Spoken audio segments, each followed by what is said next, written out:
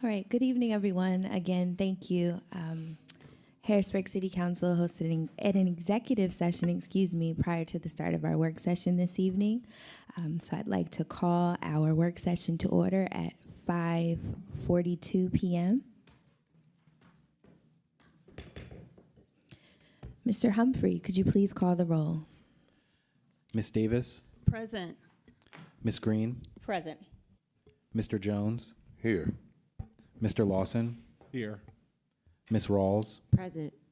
Mr. Rodriguez, Present. Ms. Hill. Present. Thank you. We have a semi-lengthy agenda, but I'd like to get started, and hopefully we can make up for some time. We will begin with the Budget and Finance Committee. I will defer to our Budget and Finance Committee Chair, Vice President Jones, to lead discussion. Thank you, President Hill. We have from Budget and Finance, Mr. Humphrey, can you please read Resolution 3 of 2026 into the record, please? Resolution 3, 2026, a resolution approving the first proposed 2026 budget reallocation in order to authorize the roll forward of certain 2025 budget year encumbered commitments and to reaffirm certain 2025 capital project and program appropriations. Thank you. Gentlemen, can you please state your names for the record and please give us an overview of Resolution 3 of 2026? Sure, Bob Koenig, Finance Director. Got to get used to the new mic. Good evening, everyone. Thank you, President Hill, Vice President Jones. Brian McCutcheon from the accounting manager here, Budget and Finance. You have before you the resolution for this evening, and it's also displayed in Excel format. Thank you, Jared and Cedric, for doing this. It makes it easier on the eyes. So this is, I don't want to say routine, but it's the typical first budget reallocation adjustment that occurs at the start of the new year. Namely, we have various encumbrances, which include either purchase orders or contract. They're called contract encumbrances in Munis. I tried to simplify this. In column E, we have the original adopted budget for the new year, and the proposed budget amendment for each line just reflects what the open encumbrances were at the end of 2025. Still in need, still is a commitment, and now they're rolling forward into 2026. The general fund, of course, is the biggest piece of this, and if not all, practically nearly all budget units are affected by this proposed budget amendment. Cedric, if you scroll down, please, to the bottom of the general fund, which I think it bleeds over into the second page. So right there, it's 19.7 million is the roll forward for the general fund, and that is so extremely high. The predominant factor there is the Broad Street Market expenditure line within facilities maintenance, and of the 19.7 million, 16.5 is Broad Street, and that's approximately 84% of the total request. Just for comparison, if we would factor that out, that would leave us with a roll forward of approximately 3.2 million, which is more along the lines that you typically see in previous years. So that is the general fund, and somewhat favorable news here too. Part of the way to fund this budget adjustment, last year for 2025, you may recall there was a delay, of course, in the state budget process to achieve the capital fire protection allocation for the city. Originally, the budget amount for 25 was 5 million. The Commonwealth increased that up to 7. And the good news here is this, the payment or the check payment just arrived last week within the Treasurer's office. So it's been received and deposited and booked, but it is, in effect, 2026 revenue. That's for fire, correct? I'm sorry? For fire. Capital fire Yeah. protection. So we have budgeted for this year just the $7 million, which we anticipate to receive later on this year when the state moves on the new fiscal year budget. But with this $7 million that transacted now, the request, the reasonable request here is to increase our revenue line up to $14 million to take that into consideration. So the rest of this funding relates to additional draw on cash fund balance. Now, the one thing to remember about the city's budget, we always have budget our open encumbrances at the end of the year. In other words, still a commitment, but not spent. And the thing about Broad Street Market, 16.5 million is out there in roll forward. But of course, the anticipation is we will not be spending that much before the end of the current year. It will spill over into 2027, no doubt. So, but we still have to reflect what the numbers say and budget accordingly. That's the general fund. And moving on down, nearly all of the main funds of the city, of course, are affected. State Liquid Fuels Fund is there. The big roll forward piece is capital outlay for streets and roads projects. Moving down to the host fund, again, this is Broad Street related. There was a $500,000 commitment last year that's encumbered at the end of 25 in its entirety, so that's rolling into 26 for budget adjustment. The next major fund, of course, neighborhood services, and it's predominantly made up of two main budget units, the public works piece and parks maintenance. You can see the lines there as they go down the list. Cedric, if you go ahead further down, we'll get to a total for neighborhood services, which is a little over 500,000. And again, the way to adjust for this accordingly is to utilize beginning of year cash position or cash carry forward, cash carryover. There are some encumbrances that involve the three boroughs, of course, much smaller amounts, but they still have encumbrance commitments. So that includes the line detail for neighborhood services. The next fund is the Senator's Fund. Not quite $1 million is still open at the end of 25, and this, of course, relates to the FNB Stadium upgrade project, which is very near completion, but I checked with facilities maintenance on this, and that they anticipate that this will be needed for 26.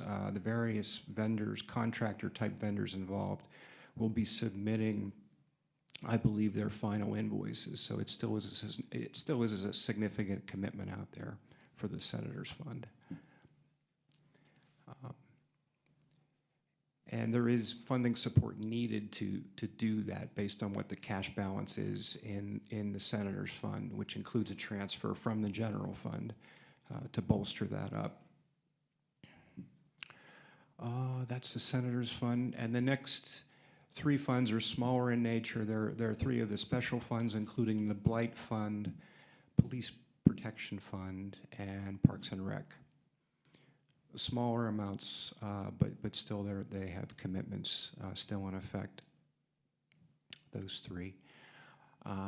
Moving down to the final fund on this Exhibit A is the Capital Projects Fund. And again, streets and roads, I mentioned there's streets and roads and liquid fuels. There's a sharing of expense there, but the bulk of the projects are housed in the Capital Projects Fund. So there are various encumbrances in need to be rolled for roll forward. And again, the general fund needs to supplement the asset resources in that fund to get it to where it needs to be. That's the general fund transfer piece. I can stop and take a breath right there. That's the roll forward schedule, Exhibit A, if there's any comments or questions. Just for me, I pretty much understand what's happening, but just to summarize for the public, what's happening here is that money that was previously budgeted in 2025 The remaining of those funds still need to be utilized in 2026 for contracts, budgets, projects that weren't paid for that still need to come out. So is that correct? Yes, yeah, that's the understanding. Given that most departments prepare their budget needs ahead of the old year ending, so they're looking forward, and of course, we necessarily don't know what is going to be paid by the end of the year when we're working on the budget in November, with those final couple of check runs that happen in December. Okay, I just wanted to do that for myself and edification for our residents, and I can open the floor if you guys, if anyone has any questions, I'll open the floor up and I'll start to my immediate right with Councilwoman Green. Good evening, gentlemen. Thank you for being here tonight, as always. I don't have any questions for you. It's a pretty standard thing that we do every year, so thank you for being here. Thank you. Councilman Lawson.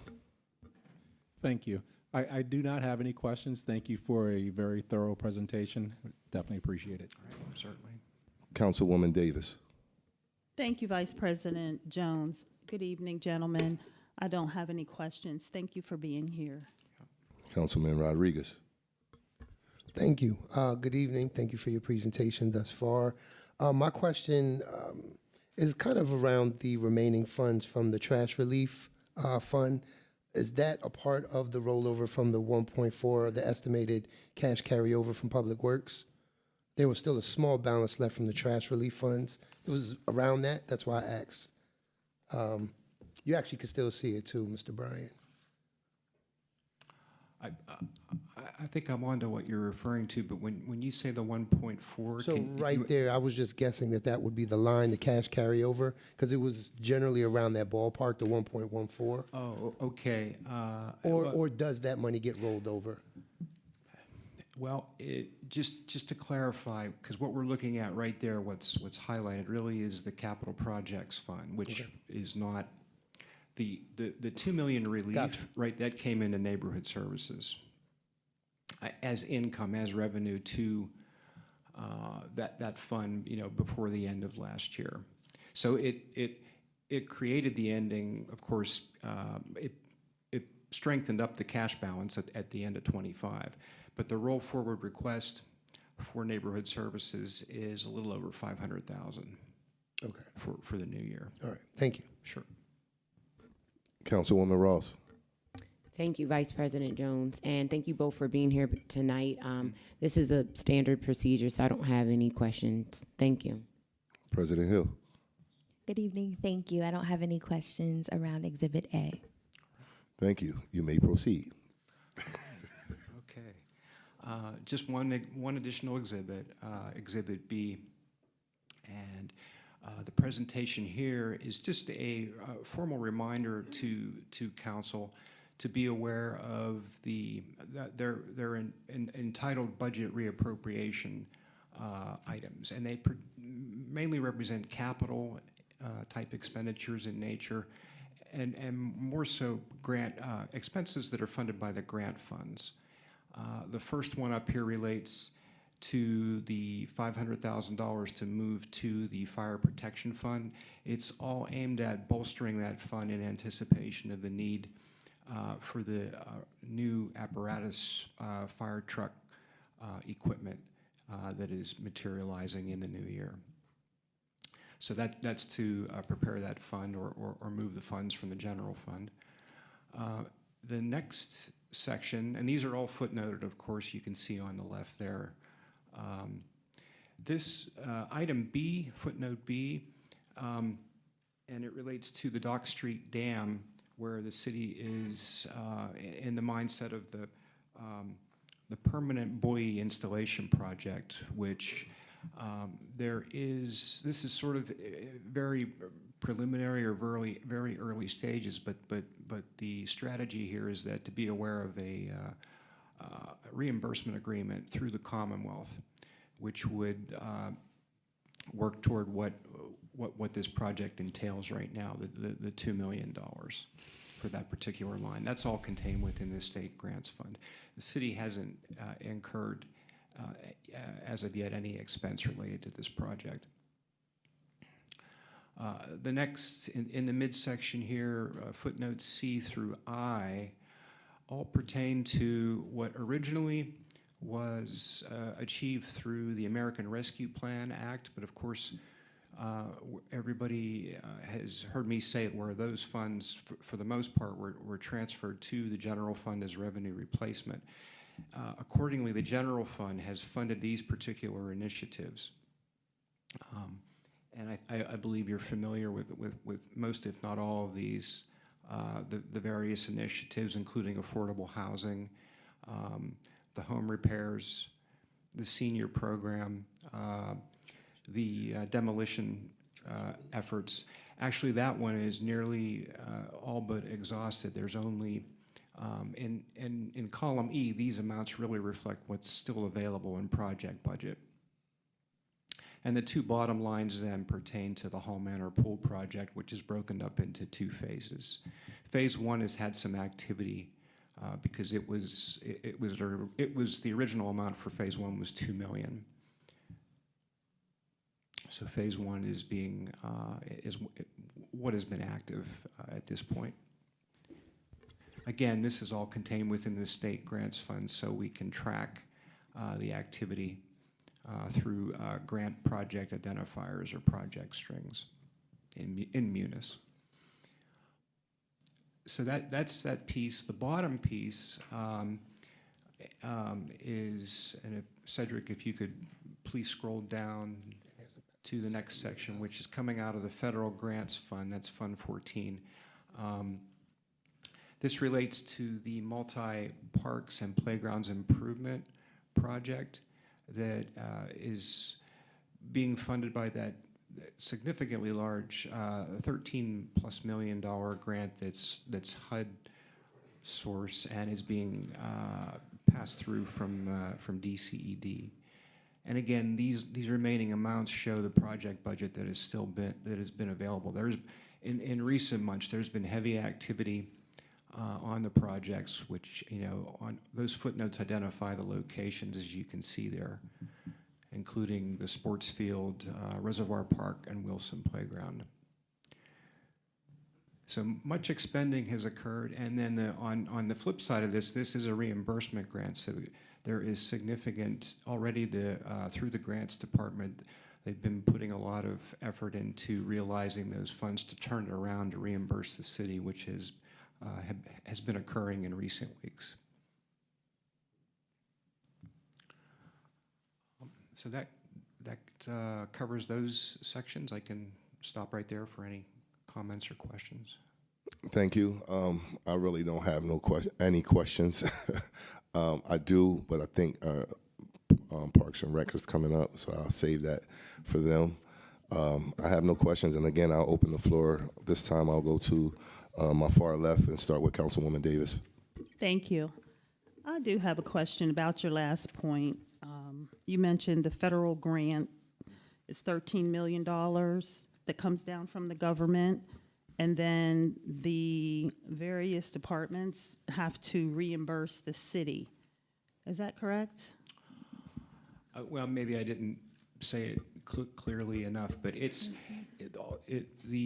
city pays out mainly to the vendors that are involved in these various pieces, and then that payment information, proof of payment, gets submitted to the Department of Community and Economic Development, and there's also a conjunction with HUD too. HUD's system has to be involved, and the two pieces come together. But DCED reimburses the city. It's just it's one department at the state level. But as Vice President Jones mentioned, this is all under the oversight and workflow process through the Parks and Recreation Department of the city. Thank you. And facilities maintenance. They play a role too. I'd be remiss if I didn't say that.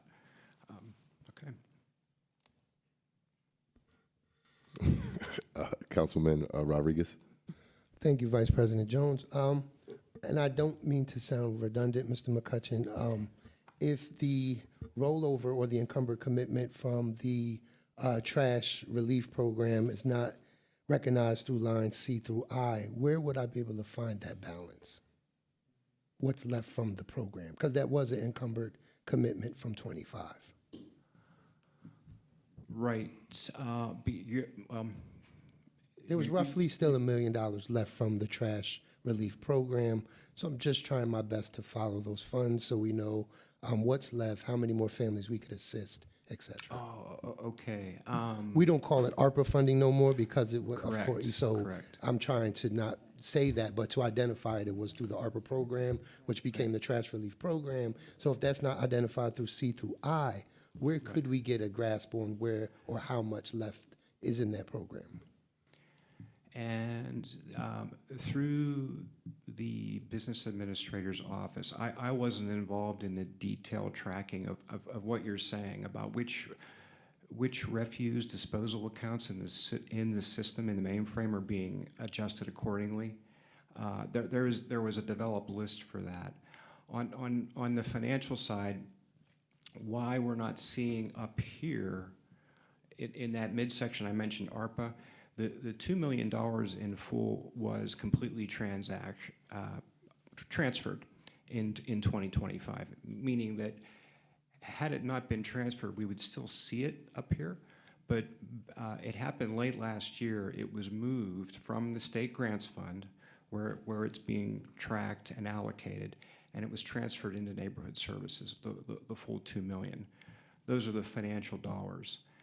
Along those lines, I circle back to what I commented about the business administrators department about working off of a listing of accounts that were to benefit. So I can't detail that for you. I believe Antonio is here. Would he mind giving us maybe an update about that, if possible? Like I said, I don't want to sound redundant, but I just want to make sure we're keeping a track of that. And, you know, because if there are more dollars that could assist families and local businesses, that's Right. something we definitely want to project and get out. I understand what you're saying. Yep. It actually did. They allocated money to churches. Church is a nonprofit business. Hello, Council. Hello. Antonio Good Begna, Special Assistant in the Business Administrator's Office. So yeah, just to give an update on the trash bill forgiveness program, we did launch Phase 3. So that went out to 578 residents. So they have 10 days from the time that the letter was mailed to get it back to us. So that timing is still ongoing. Basically, they have effectively until like the beginning of next week to get it back to us. Perfect. So we're getting that ongoing. Phase 1 was also residents, and then yeah, Phase 2 was churches that we gave back. We did the list for churches was That went through basically hardship during the COVID pandemic. right, and it was basically Correct. everyone that went through hardship during that Hardship, yep. time and still had a delinquent account. Absolutely. We didn't, there was no extra parameters on that one. Right. No, and I was clear. I actually spoke with your office about that early on, so I was aware of it. I've also stated that on the record. Completely aware that some churches that went through financial hardship due to the COVID-19 pandemic did receive relief. No fighting against that. Just more in the sense trying to keep a track of those dollars and how we could stretch it as far as possible to assist more residents in the city. That was all. Yeah, absolutely. No malice behind it at all. No, you're good. I just wanted to be clear that there's, Yep. yeah. Yeah, and if, depending on how many residents return it in Phase 3, we could get as close as about $250,000, $300,000 remaining, but that would be with a near perfect return rate. So Yes. obviously we don't expect that. So there will likely be some extra funds left over, and we'll have to figure out. And you guys will just what keep we're- getting it out there. Trying Right, to we'll help have to as figure many. out what the next steps are. after that. Perfect. Thank you so much for that answer. Yep. Nothing further. Thank you. Thank you. Councilwoman Ross. Thank you, Vice President Jones. I don't have any questions. President Hill. Thank you. I have two questions. One regarding the pool improvements. You mentioned Phase 1 is completed, has been completed, or is near completion. Can you speak more to that, or should I wait for Parks and Rec to provide an update there? That's probably a better Okay. bet. But I just wanted to, but actually, it's just been a minor chipping away, because if you recall, it was 2 million for phase one. Yes. But there's still a little over 1.9 million available. okay, well, I'll follow up with them. Sure, certainly. Thank you. And while you're here, Antonio, I have additional questions regarding the trash bill relief, if you don't mind. You mentioned, so I think, let me back up. The last time you were before us was in December. And at that time, I think the end of phase one was nearing at that point. So how many people received the relief from phase one that allowed you to move to phase two with churches, and then how many churches? So how many people were impacted in phase one and received the relief? Okay, so I don't remember the exact numbers, but round, like rough ballpark numbers, it was about 550 were sent in phase one, approximately 265 roughly returned. So that's how many people would have received the forgiveness the first time. Okay. Churches, it would have been around 25 were sent out and about 20 returned. So 20 of them received the forgiveness. And this time we sent out 578. So we'll have to see how many return by the end of the phase. I think so far we're at around 70 have returned. Okay, and when is this phase over? The beginning of next week. So they Okay. have till then to return it to us either via mail or in person. Okay. Thank you for clarifying. I don't have any other questions. Councilwoman Green? Thank you very much. I don't have any questions regarding this. I think the questions I have been asked and answered. Councilman Lawson. No problem. Thank you very much, Vice President. And I don't have any questions, just a statement based on things that I've heard from people questioning if we were going to keep up with the ARPA funds once we put them into the general fund. So I appreciate, detailing that we're still following the plan that we had laid out for the ARPA funds before we transfer to the general fund, so that the public is aware that no, it did not just go to pay the city's bills. We are making the improvements that we determined previously. So thank you very much for that. Certainly.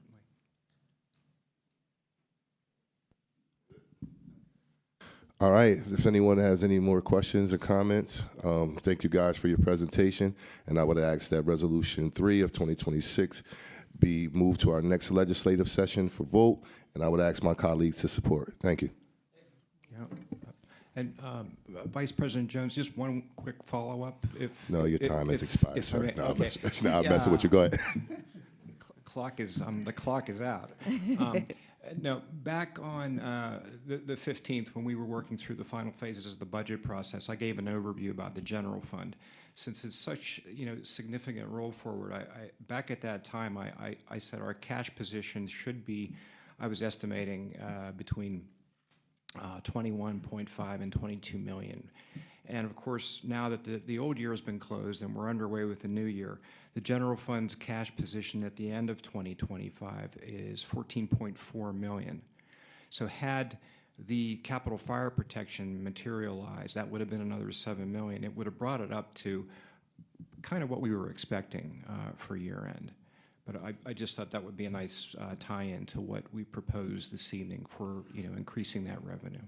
So. Yeah, it's weird. That number is the same as for the Broad Street Market. 14.4, exact number, isn't it? It's close. That budget adjustment that was done in the prior year. Yeah. All right, thank you guys. Very good. Yep. Thank you. President Hill. Thank you, Vice President Jones. Next, we have the business of the Community and Economic Development Committee. I will defer to our Community and Economic Development Committee Chair, Councilman Lawson, to lead discussion. Thank you very much, President Hill. Mr. Humphrey, could you please read Resolution 4, 2026 into the record? Yes. Resolution 4 of 2026, a resolution approving the preliminary/final land development plan for 1332 North 2nd Street, submitted by Adam Brenneman of Brenneman Properties LLC to expand the existing non-conforming multifamily dwelling use on site by converting space occupied by the funeral home and associated site and access improvements. Thank you. And Mr. Knight, if you could expound on what we have here in this resolution so that we have information for council.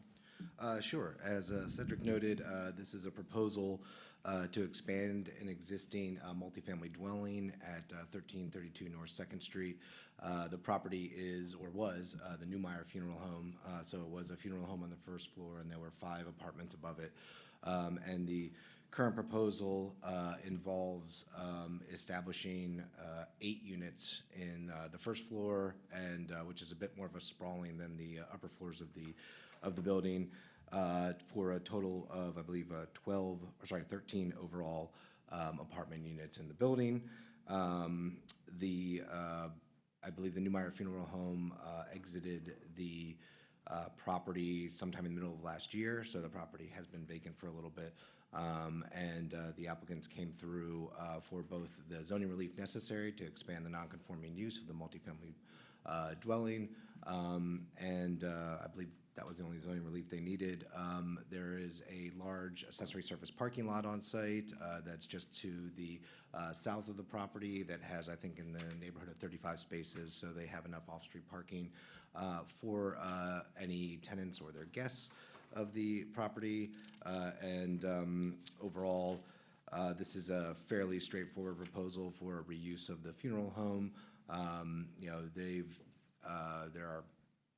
It seems to be the most reasonable reuse for this space as opposed to something else like, I don't know, convenience store or restaurant or something like that. And as council knows, the provision of housing helps put a downward pressure on the housing costs in the city here. So more housing units on our inventory are always helpful to help address that.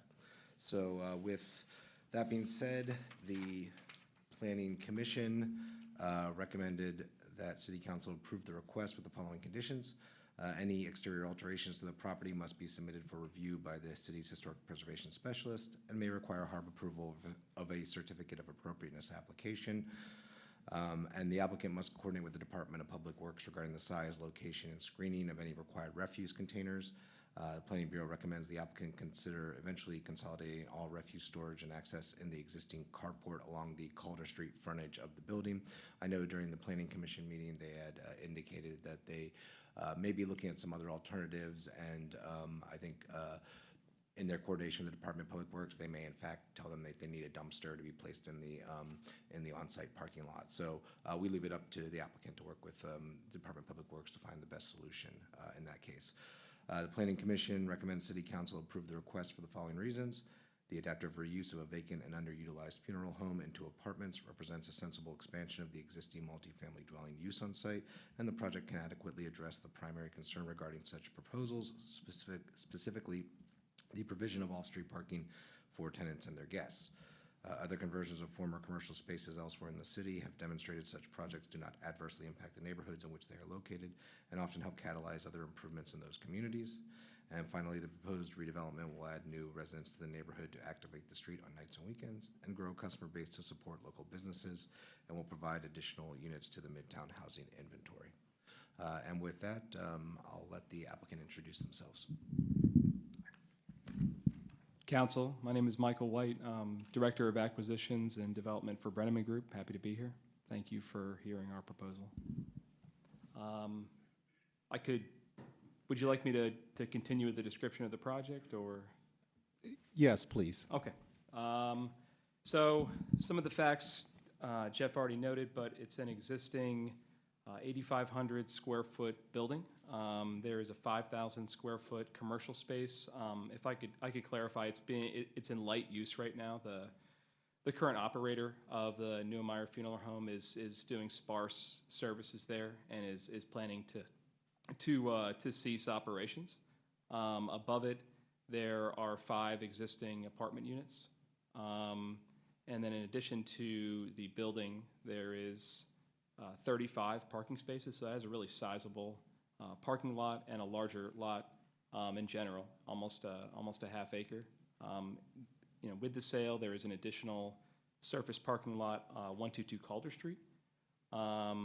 Everything that Jeff mentioned in terms of proposals for improvements that we are open to. The one question that we did have is in terms of refuse, and we're open to working with Public Works to find the best solution to consolidate trash in a way that doesn't expose residents or the public in a way that's unsettling.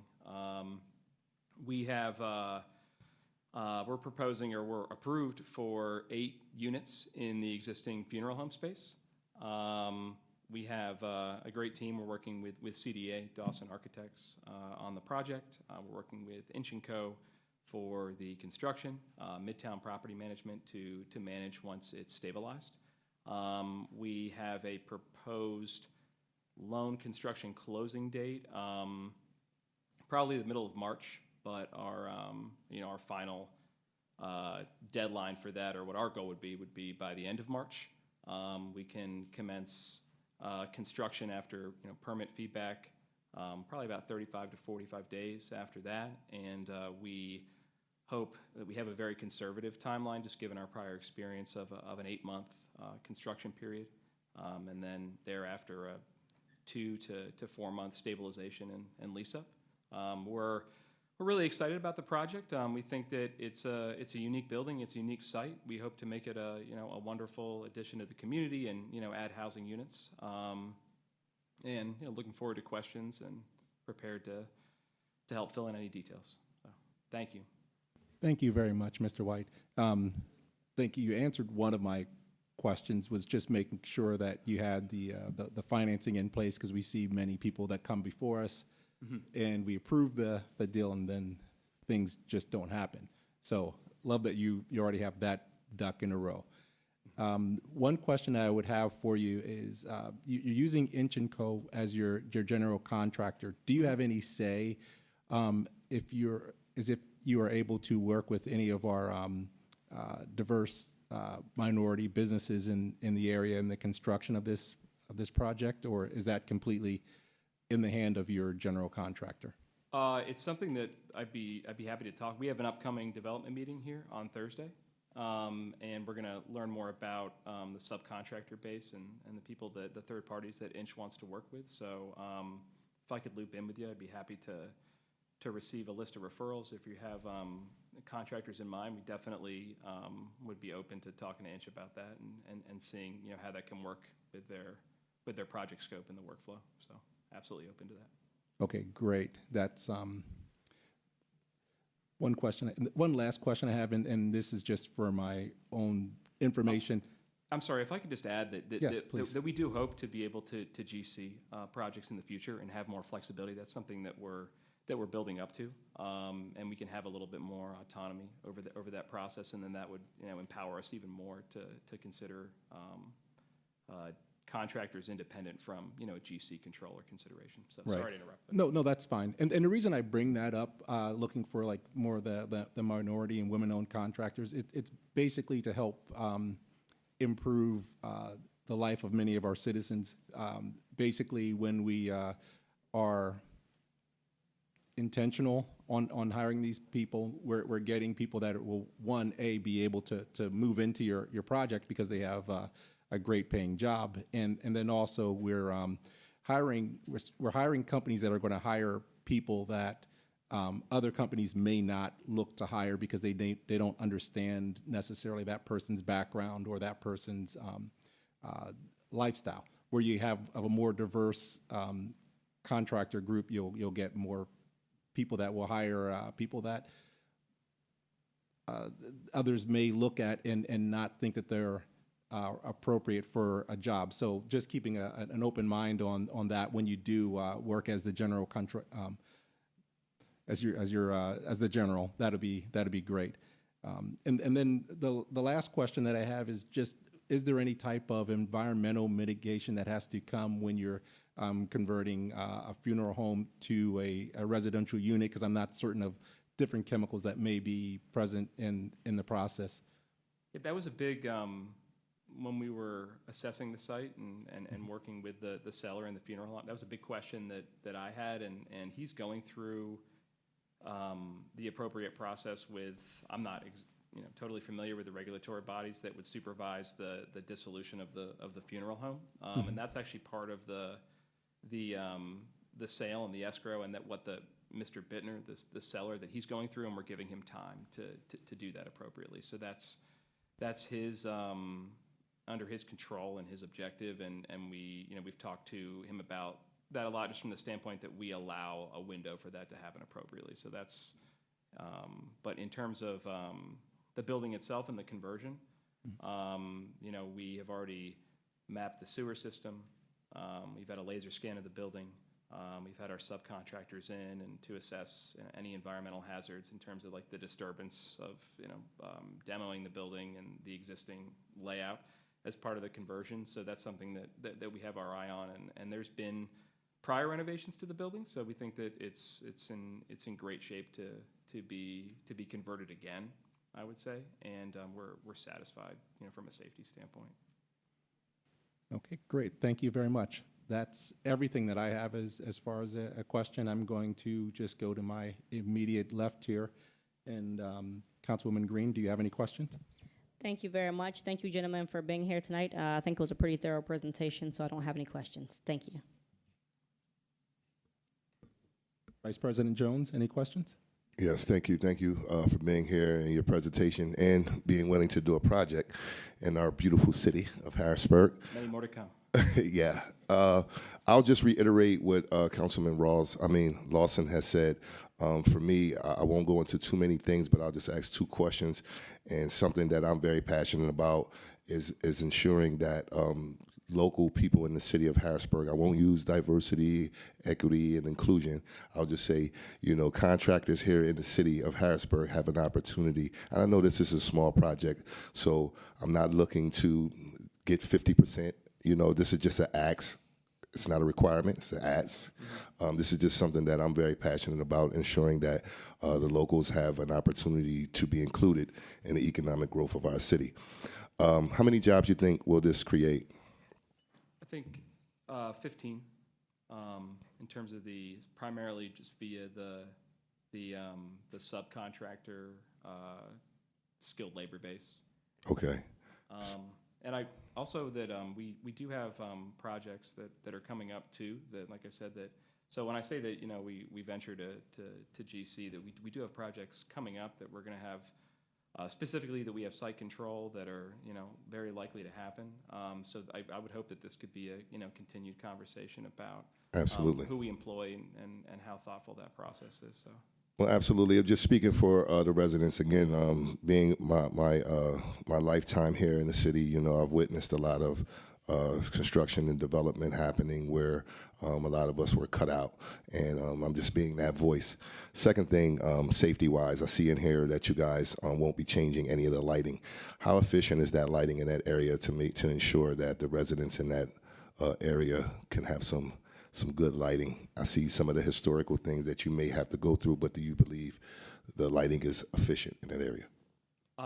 We're continuing to assess. I think that we want it to be a much improved site in general, and we're still working with some of our subcontractors to figure out with the facade and like what the best way for the building to present, as safe and attractive for the community. So I don't have a specific answer right now, other than to say that for me personally, it's something that I'm very focused on, even from a marketing standpoint.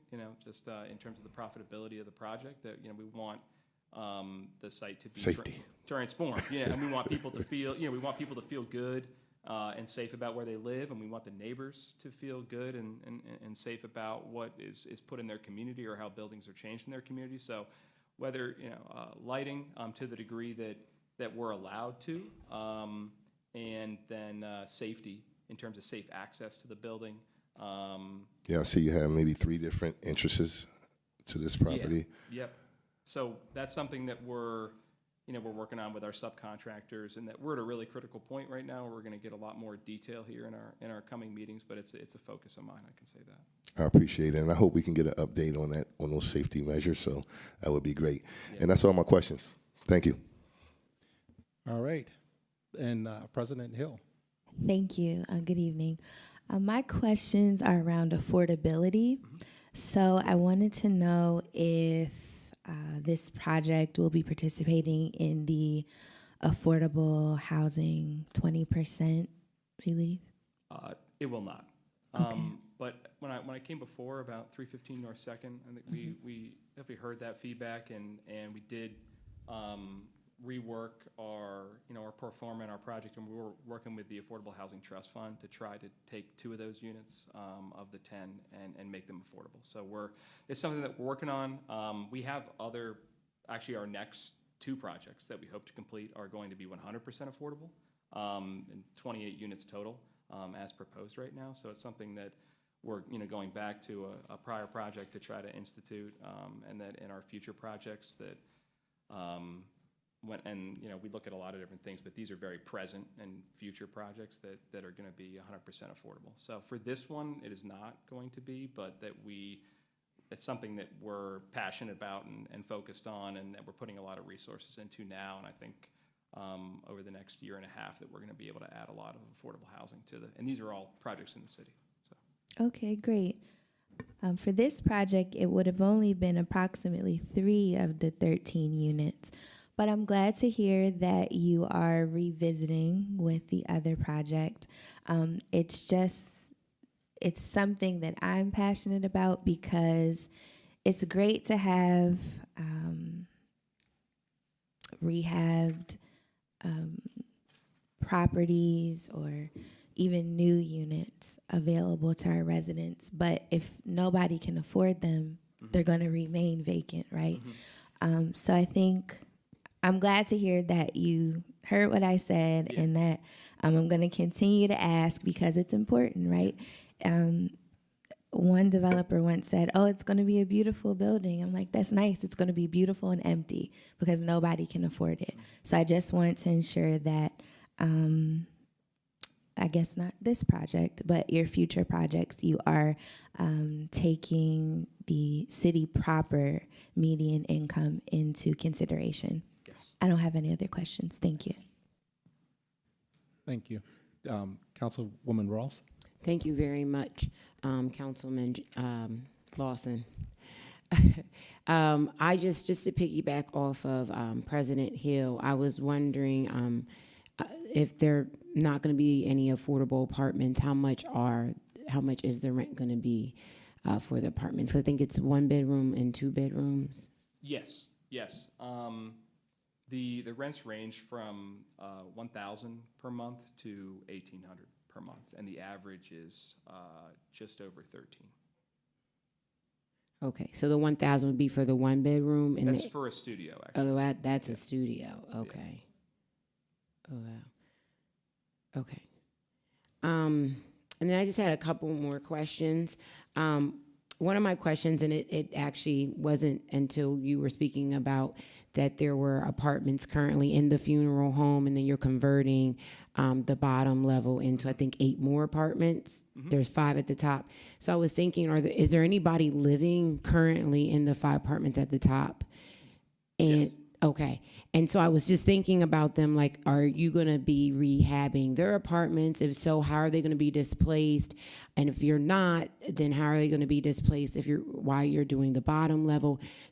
So I guess my question is just around, like, how are you working with those residents, and are they going to be displaced at all? And what kind of provisions are you putting in place to make sure that they're okay? We do not have any plans to displace those residents. They are, in terms of the current occupation, I would need to, when we went under contract, it was 100% occupied, so all 5 of the apartments were occupied. Okay. We do not have any, we would like to, from a maintenance standpoint, the units are very nice right now, but we would like, from a maintenance standpoint, to improve them, but we don't have any plans, it's not in our budget to totally renovate them and give the residents notice. So our plan is to keep the residents in place. Okay, and since you're not going to be redoing their apartments, is their rent going to be raised? We don't have any plans to raise rent on those residents right now. We haven't had any communication with the residents. And I actually need to get more updates on exactly the status of the occupancy. Okay. But as of right now, we just want to keep things as they are. Okay. I mean, I know per se it doesn't really have anything to do with a vote on this property. It's not part of the land development, but they are a concern for me, the residents that are in there, and just making sure, you know, they're okay. The rent's not going to be raised just because you are rehabbing the bottom level, but you're not going to be renovating their apartments. But would you be able to just to let us know how many residents are currently just living there, just for our Yeah, I can records absolutely of- get an update from the seller, and then as we kind of get closer to our actual settlement date, which is related to the construction loan closing, then I can get exact information. Okay, thank you. I appreciate that. And then I just had, and just correct me if I'm wrong, I just wanted residents to know about the parking, because parking is a huge issue in the city. I just wanted to make sure they knew that from the understanding, you're going to be providing 16 spaces for this multifamily dwelling, which is the recommended amount. And there could be more spaces because there's I think you said across the street there was a possibility, or you could use extra space. The Second Street lot actually has 36 spaces, and so actually separate from the 16, there's an additional 20 Okay. that will be there for flexibility. Okay. And so there's one of the uniqueness things about this site is that there's plenty of parking. So and that right now that parking will not be leased to the public Okay. because we do not have permission to do that. Okay. So from the current resident standpoint, that there's going to be plenty of parking. Okay, and will the parking be free for them and the current residents that are living in this dwelling? Right now, for the current residents, it is free, and we don't have a plan to change that. But for the new units, we're working on our pro forma. There might be a fee for parking, and that's part of assistance to finance the project. Okay, and how much are you looking for to possibly charge the new residents of the 8 newly constructed apartments or renovated apartments for parking? My awareness of the rates is that we're either going to put it into rent and it'll be part of the rental consideration. We need to talk to our property management company about where that would be, but my awareness of the market is between $50 and $75 per month. But we have to, once we get greater clarity on cost, we have to decide exactly what we're going to do with that. But right now it's up in the air. I need more info from the property management company about what they think would be the best thing to do. So. Okay, thank you so much for answering my questions. That's all for me. Thank you. Councilman Rodriguez. Thank you, Chair Lawson. Thank you both for joining us this evening and providing this presentation. I don't really have questions, just some sentiments for it. I'm appreciative that you'll be overhauling the amenities for the current residents that are there, just to kind of match up. If there is, I guess if there isn't a chance to upgrade, how would you go about that? Or you would just work like a normal maintenance, kind of let them know, give them a heads up, make the corrections, and kind of keep them in the apartment? Yeah, I think we take a lot of pride in maintenance and our responsiveness. So I think that it's a little bit of a balance to not be disturbing, but Right. wanting to improve the quality. So I think that our normal process would be to reach out to all those residents. How has maintenance been? Do you have any problems? What would you like to see improved? What are your plans long term? For residing here, and then I think the basis would just be super responsive to maintenance and immediately take care of any problems, especially as they relate to habitability. So I think it would just be some communication and kind of understand, many, they may say, hey, my unit's great, I like my privacy. They may say, hey, these issues have been ongoing and we need you to take care of them. And we are well-resourced to do that, and we take tremendous pride in, all of our properties, that's the case, that they're well taken care of. So. Thank you for that. And I do understand there has to be a bottom line when you're doing any kind of development so you can make the project work, but at $1,300 for a studio and like upwards to $1,800, I think you mentioned. So 1,000 for the studio, 13 average. Yep. Okay. That kind of just screamed, not so affordable for the area. And just kind of the question of what kind of tenant are we looking for? Is it just business people coming into the city to work downtown, which we definitely need some more life pumped into the midtown, downtown area, but we definitely need some affordability for maybe, single parents or, something along the lines of that. So that just kind of screams out to me right away. But I do understand there's, a bottom line that you have to, even to make the project work, something has to, give weight. But I am appreciative of the consideration of your previous, developments and going into the affordability with those units. And I just look forward to future developments and how we can make that work for the families in the area. But the current parking lot you did mention, you would retain that as well, though, right? The one that's connected to the, okay. Yes, that's part of the site. And just for my own curiosity, is there a crematory, like, in the building right now, like in the facility? Yes. There is?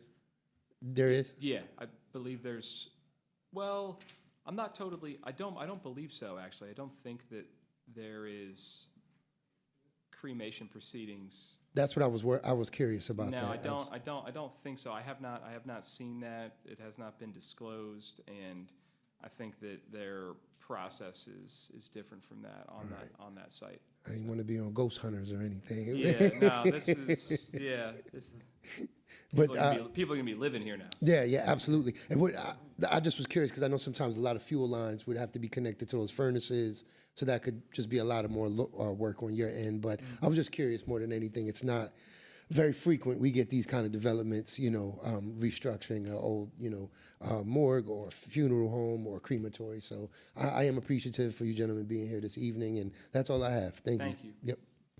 Thank you. And then Councilwoman Davis. Thank you, Councilman Lawson. Good evening, Mr. Knight and Mr. White. Most of my questions were answered, but I still have a few. Well, two, and then one statement.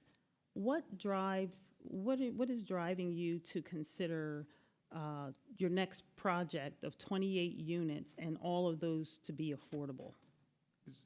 Two separate projects, 14 each. I think it's really important. I didn't grow up directly in the city of Harrisburg, but I spent my entire life in the area. I think that I'm very interested in learning and participating in more opportunities for affordable housing. I think that and I just look as a company, we want to be balanced. If we're going to do market rate projects, we want to do affordable projects too. So we have, two market rate projects that you've heard about. We've gone back and made an adjustment to one, and then we have two affordable projects coming up. And then part of that was actually just a process of, we've, been educated by other people on, what the opportunities could be for the city and for us. So now that's why, the next couple, we're working hard for affordable projects. So it's balance.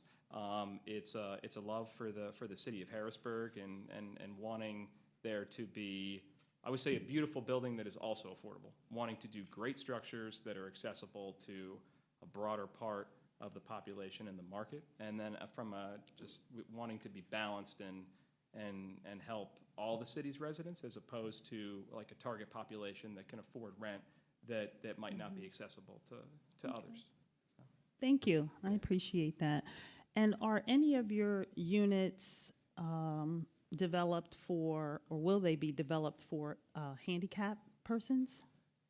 Well, on 1332, one of the interesting things about the building is it has many ground level access points. Mm-hmm. So all of the units and I think per code, actually, there's going to be accessibility all the way around the building just because of the nature of the units being on the ground floor. So, right. So I would say that a big part of the work around the building is making sure that we have the appropriate ramps and access all across the building, and that's a big part of what we're working on right now. So for 1332, and then for 315, yes, too, we do have accessible units, and then for our upcoming projects, they're going to be a little bit more challenging. 2100 North 3rd, it's going to be a little bit more challenging just because of the historical nature of the building, and we're going to have to create that access. But yeah, the general answer would be yes. And sometimes it's dependent on the site and the project, and we take advantage of that when we can, and sometimes we need to work to make sure that's the case. And some of the other handicap features would include like the bars in the bathrooms to help persons too that are Yes. handicapped. Yep, I think openings, thresholds, Right.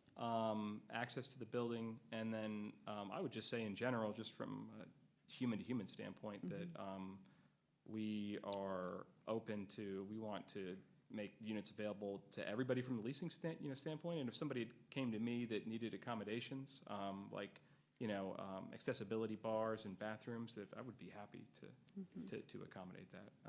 And so thank you for asking. Thank you. And then, would you send out a letter to the residents in the neighborhood, making them aware that there's going to be construction and maybe heavy equipment there? Oftentimes, companies come into the neighborhoods and they may start working at 7 o'clock in the morning, 8 o'clock in the morning, and they're making all this noise, and nobody in the neighborhood is aware that this, I just think it's a, nice touch and shows the respect for the community, as well as your tenants on the second floor in that property. Yeah, absolutely. And I know that there's already been notice as part of the standard process for our zoning hearing and planning commission, so we have had public circulation of the project approval process, and then I think, given the gap in time, that it would be appropriate to give an additional notice when we have a firm construction date so that everybody's aware.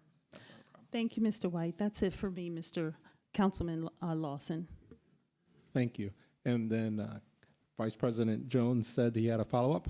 Yeah, just one quick question that I meant to ask you. As far as do you have an estimate of what kind of taxes this project will bring into the city?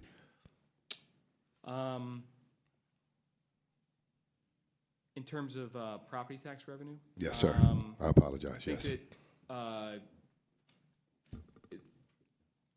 Just off the top of my head, I mean, the current assessment is around 20,000 a year. And then the improved at the common level ratio, there would be a significant increase, but I wouldn't know exactly until the appraisal. And we work with Van Allen, and they're really helpful on the tax side. So I don't know exactly, but there's definitely going to be a massive improvement, to the building. And So you're gonna have to reassess.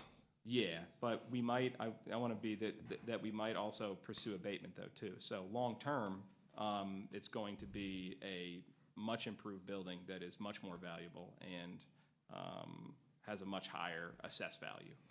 And so when you're looking at abatement, what time? I mean, like 5, 10? There's I think it was just, or it's in the process of being approved, or it was just approved again for 2026, and this would be the 100% residential 10-year. Okay, thank you. No further questions. Thank you. And then I had just one follow-up, just because there were a question about the rent range. What is the unit mix as far as like types of bedrooms? What are we looking at there? Primarily one-bedroom units, a two-bedroom unit, and a studio in terms of the units created. And then the existing, I think that there's 2 3s, 2 2s, and a 1, or a 2 and 2 1s. We don't, just with respect to the residents and like the current owner, we haven't had the most access to the occupied units because that's disturbing. And so, but some of those units are actually bigger. Great, thank you very much. Council, would anyone have any follow-up questions? Not a follow-up question, just want to say within the parameter of that facility, of course, you have Morris Laundromat, you have Staley's, you have the grilled and juice bar. So just that development alone will rejuvenate just that small corridor right there, 2nd Street. So, we get into the habit of creating more developments like this. We could really pump some more life into Harrisburg. So yeah, we're very excited. I appreciate you mentioning Absolutely. that. It's a really cool corridor and part of the city, and we're hoping to contribute to that. So. Absolutely. Thank you. Thank you, Chair Lawson. Thank you. Thank you, gentlemen, very much. I would like to move Resolution 4, 2026 to our next legislative session, and I'm going to encourage my fellow council members to support this, as we do need more development in our city, and bringing it to that area would be a great asset to the city. So, thank you very much. Thank you.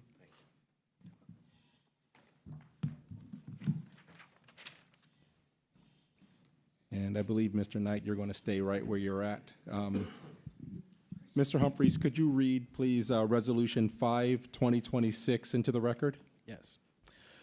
Resolution 5 of 2026, a resolution approving the preliminary/final land development plan for 2601 North 3rd Street, Building 1, submitted by Gregory Halquist of Penmark Harrisburg Holdings, LLC, to convert the vacant hospital building into a mixed-use building and associated site and access improvements. Thank you.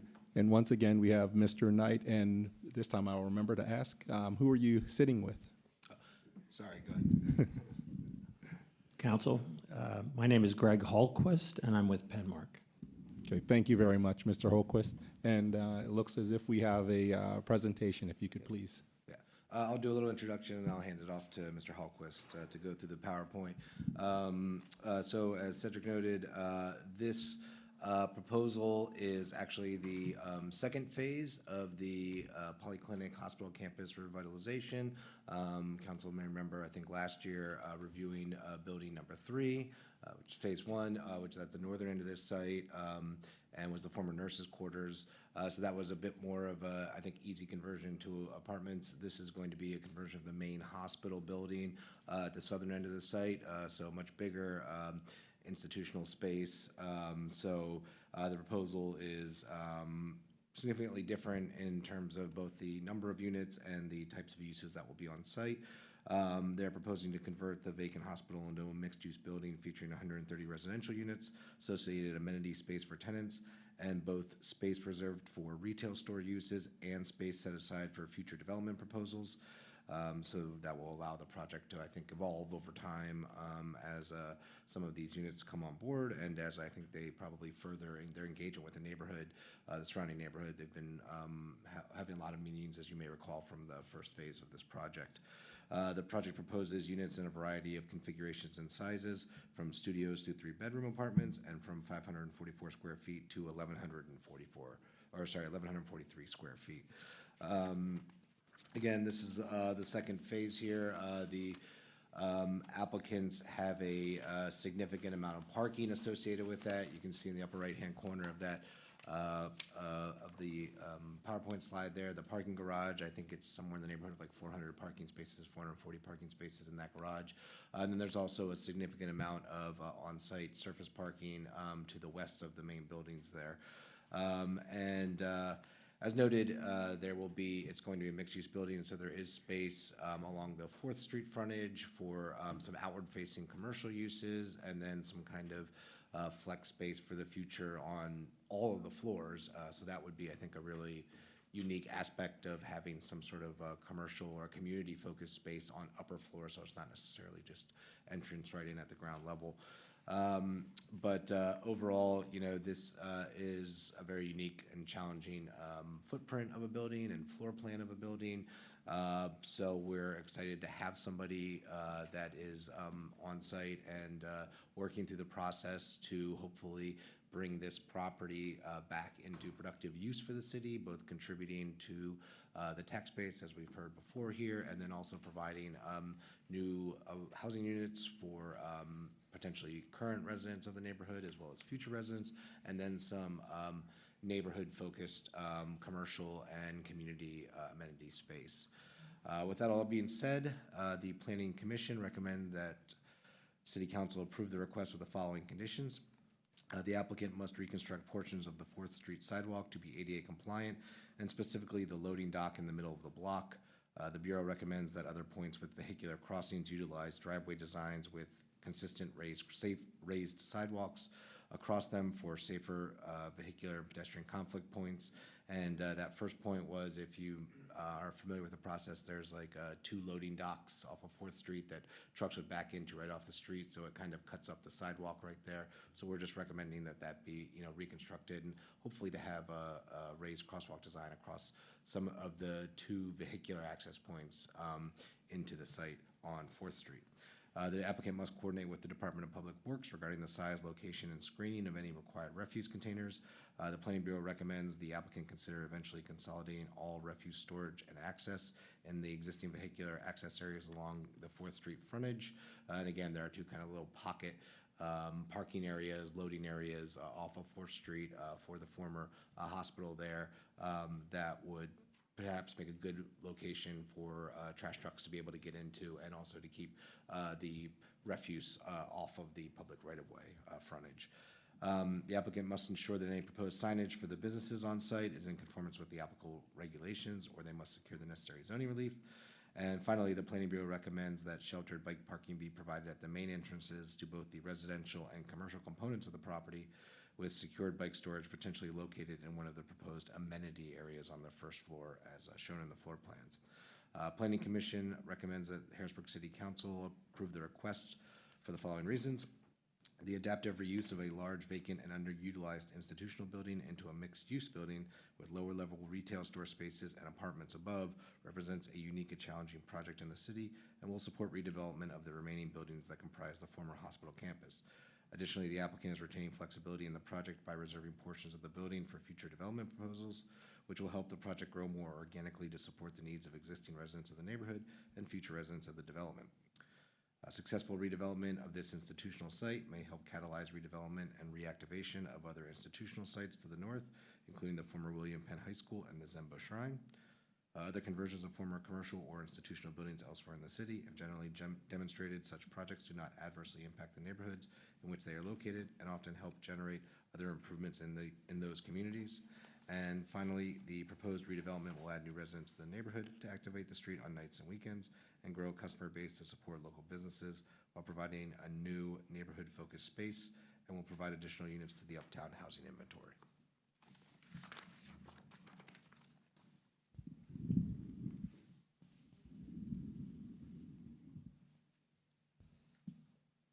Mr. Halquist, please. So I put a little presentation together. Good to see everybody again, council.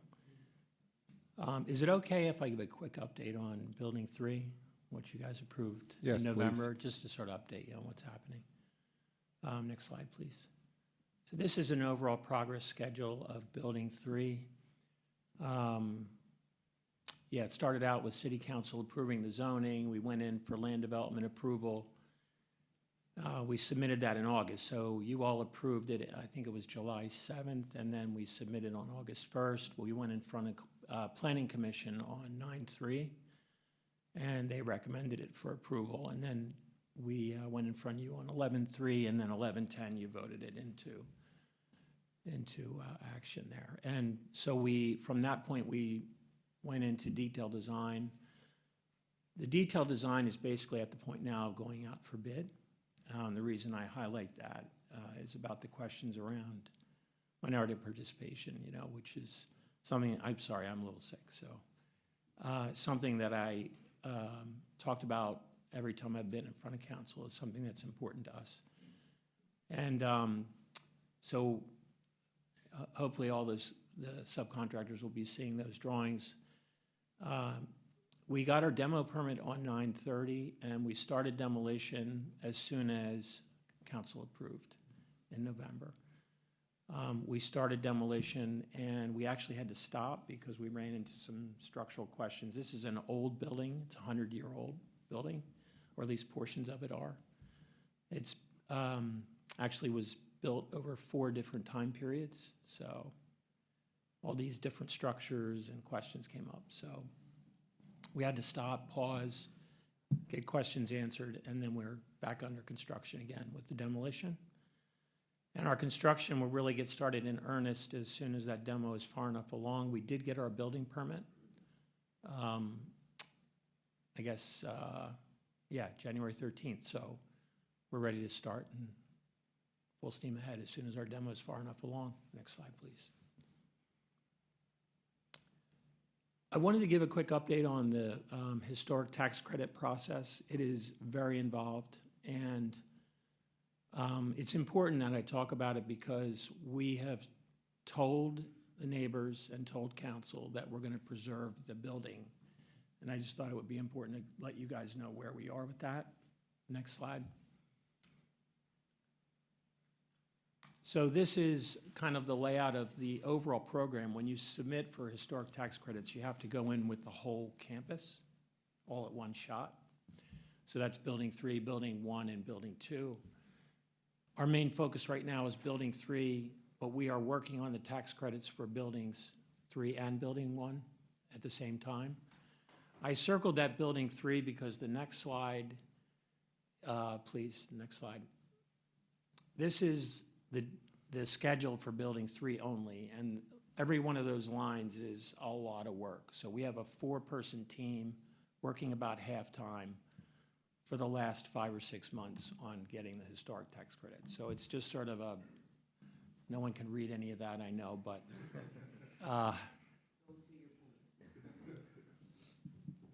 next slide, please.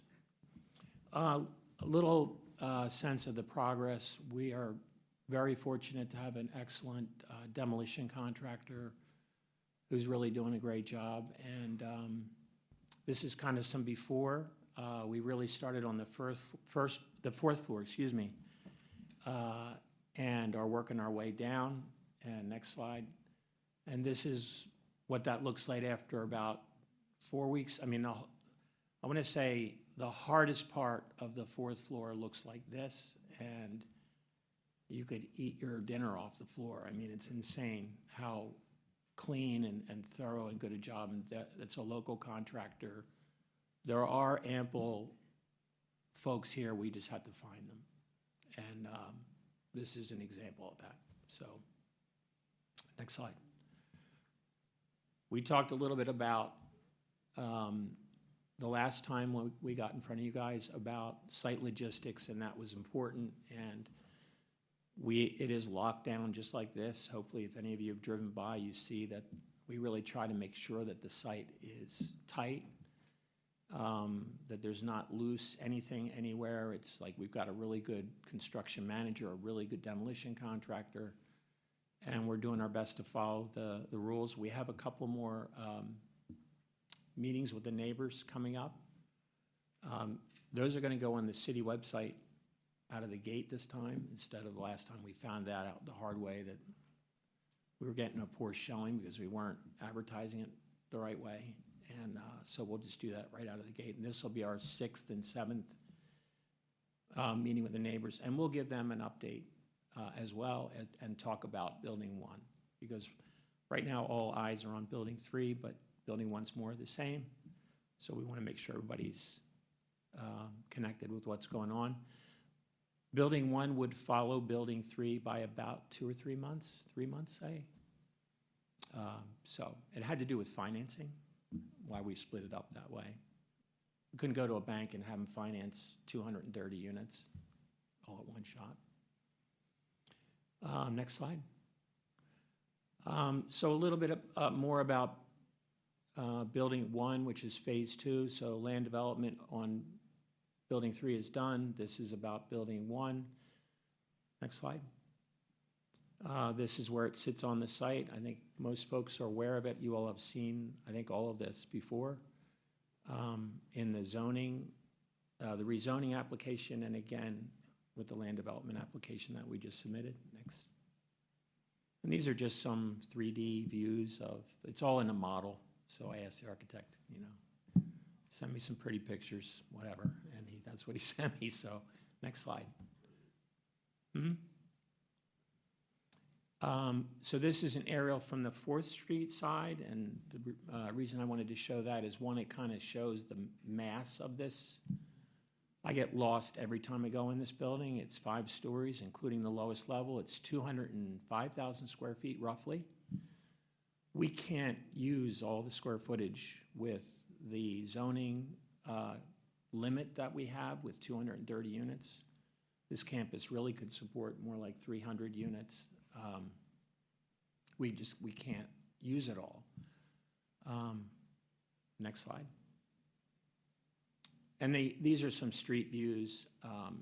The main entrance, that's the picturesque entrance that everybody sees, but honestly, the street views on the right and on the bottom is really what everybody sees. And that's on the right is the old emergency entrance, which lends itself to a grocery store. Pardon me? So we are talking to someone right now. It's not Whole Foods. It's a local, It's a local merchant who has 2 facilities in the city now, and this would be about 6,000 square feet. We could do like 10 or 12, honestly, and for a medium-sized grocery store, you want like 10 to 12. But they want about 6, and we think it would be great to be able to have a local merchant, provide that kind of resource for the neighbors. We will make no money here. We know that. It's not for that. It's really to try to, so we're going to try to work something out with them. Hopefully we can. They were going to be here tonight, but their daughter is sick. So that's, a use there. That would be great. And that's on that corner on the bottom. But what you see when you go down 4th Street, and I know it's quiet, and we've heard the neighbors loud and clear. We understand their concerns, we think. Now, not like we live there, and we don't proclaim to act like we know exactly, but I've had developments come in my neighborhood and where I lived outside of Philadelphia, and I'd like to think I understand that we need to listen to them. But right now, it's a blight, like it's an eyesore, and it's getting worse. And one of the nice things about the historic tax credits is it gives us some funding to clean the brick up, and that's a lot of brick in that building. Hundreds of thousands of square feet of brick. It's crazy. But anyway, so next slide. This is the first floor. It gives you an idea of the apartment layout. This was should have been in your packet. You all got a packet, right? Yeah. Okay. And you see on the upper right there that we left an area conveniently for future it would be easy to develop later because it's vertical. So you can imagine running sanitary stacks with apartments up and below you. So we kind of left a wing. Right now, our zoning limits us to really apartments in terms of use, but we're capped out in terms of capacity. So whatever we do, we're going to have to go in for zoning relief and get approval and go through zoning hearing board and go through planning and go through city council. And obviously that's a very heavy neighbor community concern. So we'll have to do our homework and make sure we get the word out and solicit feedback from the neighbors and make sure we hear them. So that's one possible use. Another would be a small hotel that would require zoning use relief. We're not allowed to do that right now with CN zoning. So again, we'd have to go in front of the neighbors. Whether or not that's even in the cards or not is to be determined. We'd first have to attract someone to go in front of zoning, So we're somewhat limited. It's a big building. And then the next slide. Oh, I'm sorry. Go back to that. So the building itself is 203,000 square feet. It's 5 stories. We are utilizing 124 of residential, and retail is 15,000. So it's about 139 of the 203. So that gives you an idea. There's still 63,000 square feet, which in itself is a whole project. And then building 2 is another 27, so it's 90,000 square feet. It's a lot. Next slide. And this is an important slide because this is the first floor, which is massive. It's all the back of house for the hospital. And you are somewhat limited to what you can do down there. I mean, there is window on the 4th Street side. So we could do residential units there. But, I mean, we have a lot of amenity carved out here. You still have a lot of future, so. But the retail along 4th Street is really what we're excited about, trying to make as much of that happen as possible. And so the grocer would go in the corner right now, and I just got plans back from that merchant on Saturday, and we're going to meet on Friday and start to work the numbers and see if we can come to an agreement there. And then the middle section is what we had called out as a possible restaurant. It is also too big for a restaurant. So it could be 2 or 3 restaurants, honestly. It's big enough. If anybody's interested in some old boiler room steel, we're taking inquiries. I mean, that thing is loaded with boiler room steel, but. And then the far left was the old wash room, and we had that pegged as a gym. It's too big for a gym. But, I mean, certainly a portion of it, and there's a good amount of amenity here that we could make use of, and more retail if there's an interest. But the retail is somewhat fragmented. It's not like a strip mall because there's space in between, so it's sort of isolated, but it still will generate some foot traffic. Next slide, please. This is a slide I presented last time. There's at least $30 million in construction, about 50 full-time equivalent, conservatively, phase 3 jobs, and 70, I think the last applicant said 15, and this is more than 3 times the size, so I think that's conservative, 50, but this building would be 90. So it's a lot of jobs, and our goal is to we're going to try to split this building up so that more folks that are local can participate and get their beak wet, so to speak. There's plenty of work to go around. There's really too much for any one contractor here in any trade. So we expect there'll be 2 or 3 drywall and framing contractors, 2 or 3 demo contractors, 2 or 3 electricians, or more, whatever it needs to be. But it's a good opportunity for that. Next slide. We talked about, not to beat a dead horse, but we have meetings 6 and 7 coming up on 2-3 and 2-10, and we'll go through the city website for that. I talked to Jared today about who to do that with, and he sent me the information, so we'll set that up. I want to touch on, I know the questions will be asked, so I'm going to touch on it anyhow. The past neighbor meetings, the questions were around parking. We talked about parking last time, that we have more than enough parking, and that a lot of the parking, like right now there's no one in these buildings. Like, we're not taking up any parking in the neighborhood. It's not us that's doing it. It's still a concern that we do not add to that. It's really UPMC is the issue. We've offered spaces to residents if we have the garage and anybody that wants one, and we'll continue to offer that at the public meetings.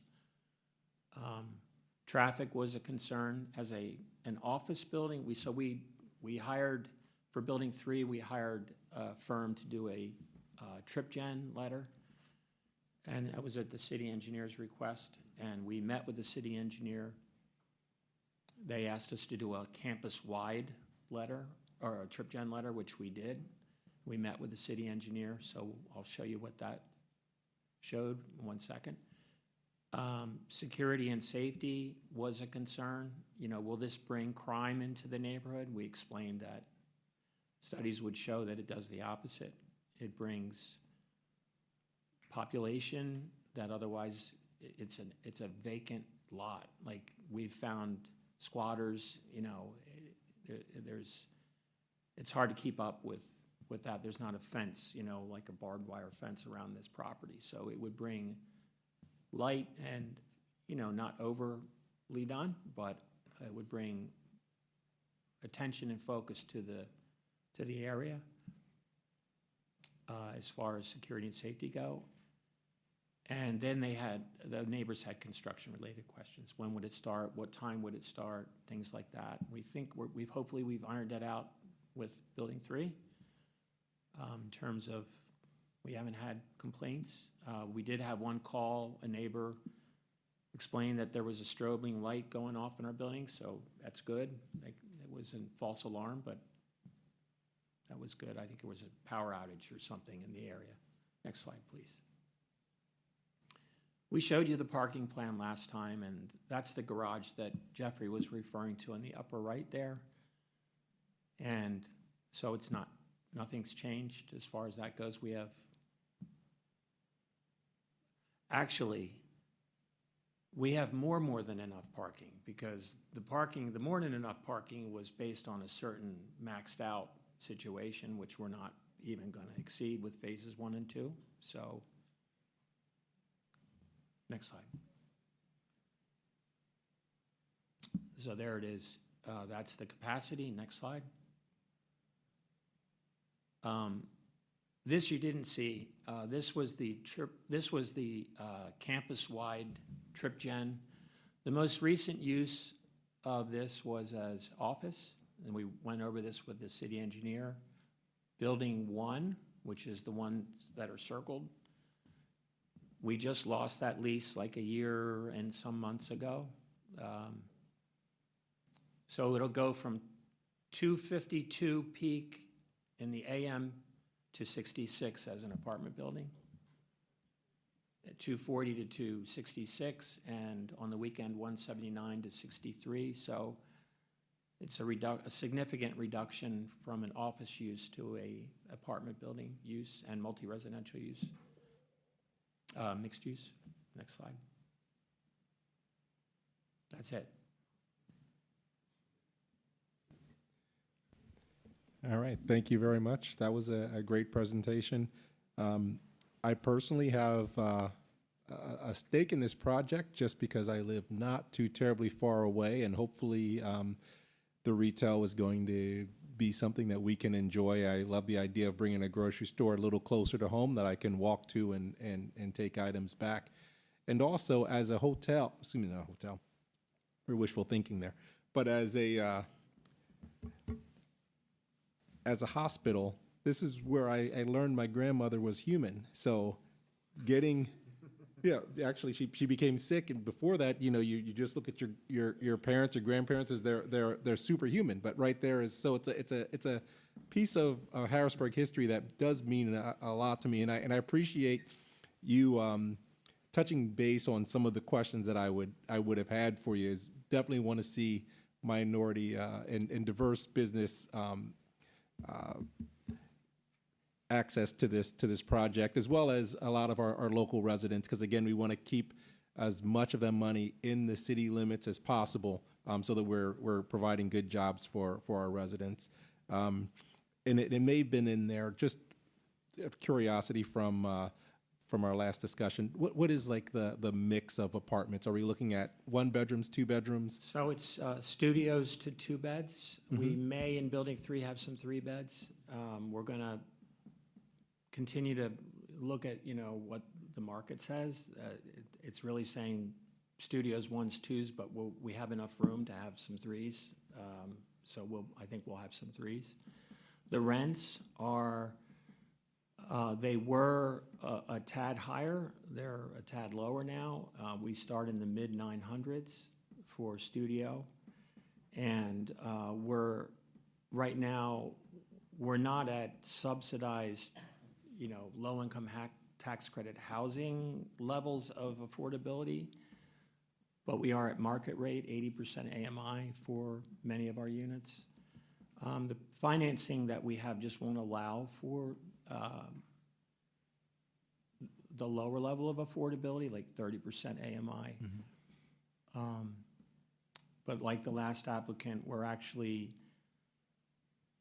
meeting with Brian Hudson. We're exploring really being able to do affordable with the right financing, a la Tar Castile and LaShawn McCoy and Aaron Donald. Like, those guys got his low-income housing tax credits, which is what you need for that level of affordability.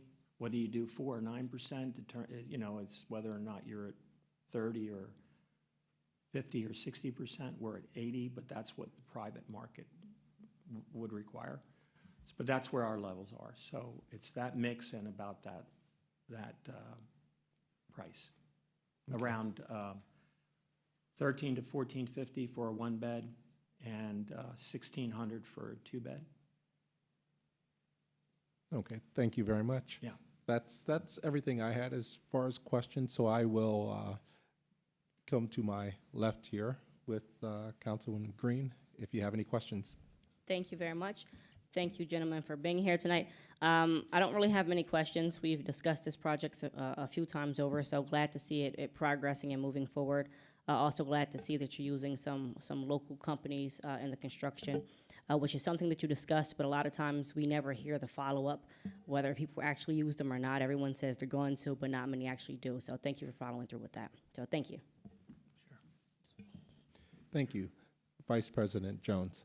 Thank you for coming in this evening and giving us an update.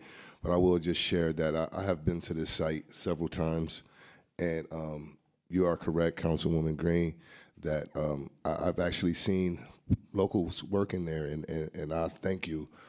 She's correct. A lot of people come in and say that they're going to do these things, not that we have any compliance around that, and hopefully it's okay that I stop by because I don't want to seem like I'm the compliance officer. Anyway, you're all welcome.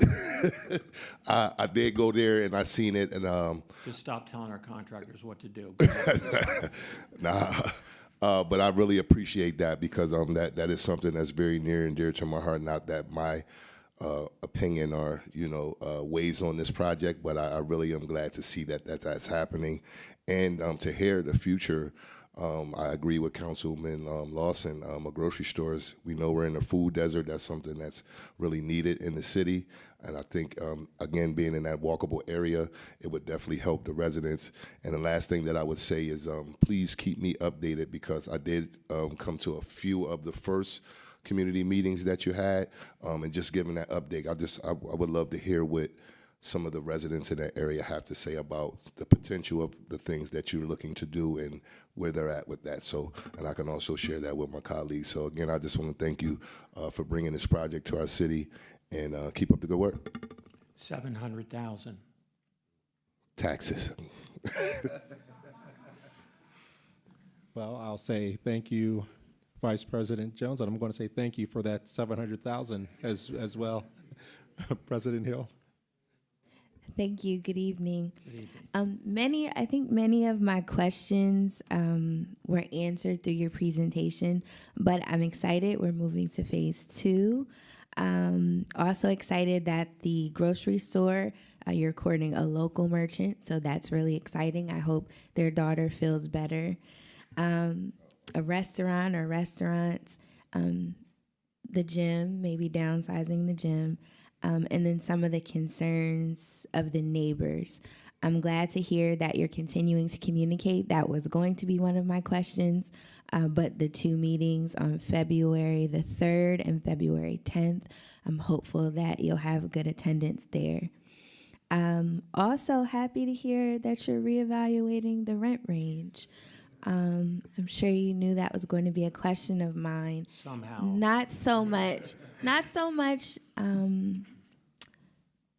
the low income. I'm trying to capture the median. So those that fall in the middle that sometimes don't have an option for affordable housing. So that would be in your discussions moving forward. Just remember that catch-all in the middle that sometimes is not eligible, right, for the low income set-asides, and then they don't make enough for the higher rent range. So just keeping that communication open around the rent, I think, will be helpful for me.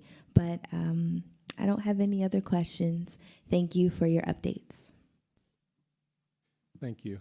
Councilwoman Green, or Green? Don't worry. Rawls, I messed yours up earlier, so you got me back. I was just also gonna just the same sentiments as President Hill with the median income, because there are those slight people in the middle. I always say I've been one of those who just I don't get approved for lower income, but I really don't make enough for what they want me to pay. So just that little middle person. So just thank you again for rethinking those prices. And I also want to say I applaud you for trying to find retail businesses, local ones to come in. I think the grocery store idea is great. We are in a food desert, as Vice President Jones said. So having that grocery store right there helps a lot of individuals, a lot of people get to food, and people who aren't living in that building, people around the neighborhood. So I think that's just going to pump up our local businesses and really help our residents. I know you guys were looking for more ideas, so I was over here thinking too, definitely a hairdresser. If you find one, just say it helps. But even with the gym, I know you said that space was really huge, so if you can put an indoor track within that gym, I know a lot of people say, there isn't one really. I mean, there is Italian Lake near there in a way. You can walk on Front Street. But if you can't go outside, I feel like an indoor track is helpful.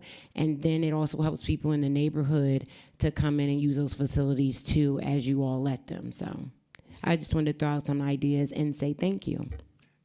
Can I touch on that? Yeah, sure. So regarding the grocer, we also don't want to be the developer that brings a grocer in from outside that's just gonna fail. Right. Because they're not connected with the community. They're too big. The quality's not there. The prices are too high. So this grocer, we're excited, is that they have 2 locations. One is about 3,000 square feet. One's about 2,000. So the combined of those 2 is 5,000. This would probably be cheaper rent. Right. Honestly, and we're looking to try to make it work. Right, and like you said, they're local, so people know them. They're connected to the community. They know those needs. So that's really important. So I think that's a great idea. So I'm glad I can see that. So thank you, because it's like you said, it's a huge vacant building, and to leave it the way it is will bring more crime. That's a fact. There are statistics on that. More blighted buildings, more crime. So And with the school, middle school. Right, the William Penn, the old high school and then a vocational school. So I just think that this is needed. So just thank you. But that's it for me. Councilman Lawson. Thank you, Councilwoman Rawls. All right, Councilman Rodriguez. Thank you, Chair Lawson. It's refreshing when developers come in front of us and they listen. I'm not saying we know all or have the recipe, but if you add up all the years that we've been residents in Harrisburg, it's a pretty heavy weight on this dais, and it's refreshing that you take the ideas, and even if you can't, you try to work them in. Everything from the progress chart to the community outreach update, it's refreshing. A lot of times we ask for this feedback. We ask for, have you done community outreach? You've came with a whole table, right, and showed how it goes on. It's very appreciative. And it seems like to me you're building an ecosystem where families can work, eat, live, learn, play, all in one setting, don't have to travel too far. From the kind of setting that you're putting together in the team, you won't even need a car, really. You'll be self-established right where you are. And that's just pie in the sky. That's amazing. I know we previously spoke about a jazz club. Is that out the window? I mean, honestly, I'm a huge jazz person myself, but I'm not going to sit here and shine you on. The neighbors are concerned about noise. Now, if we can design it in to a restaurant where I can't sit up here and do something different than I told the neighbors. Absolutely. But if we can design it in back off the street and it's not going to be a problem for the neighbors. Yeah.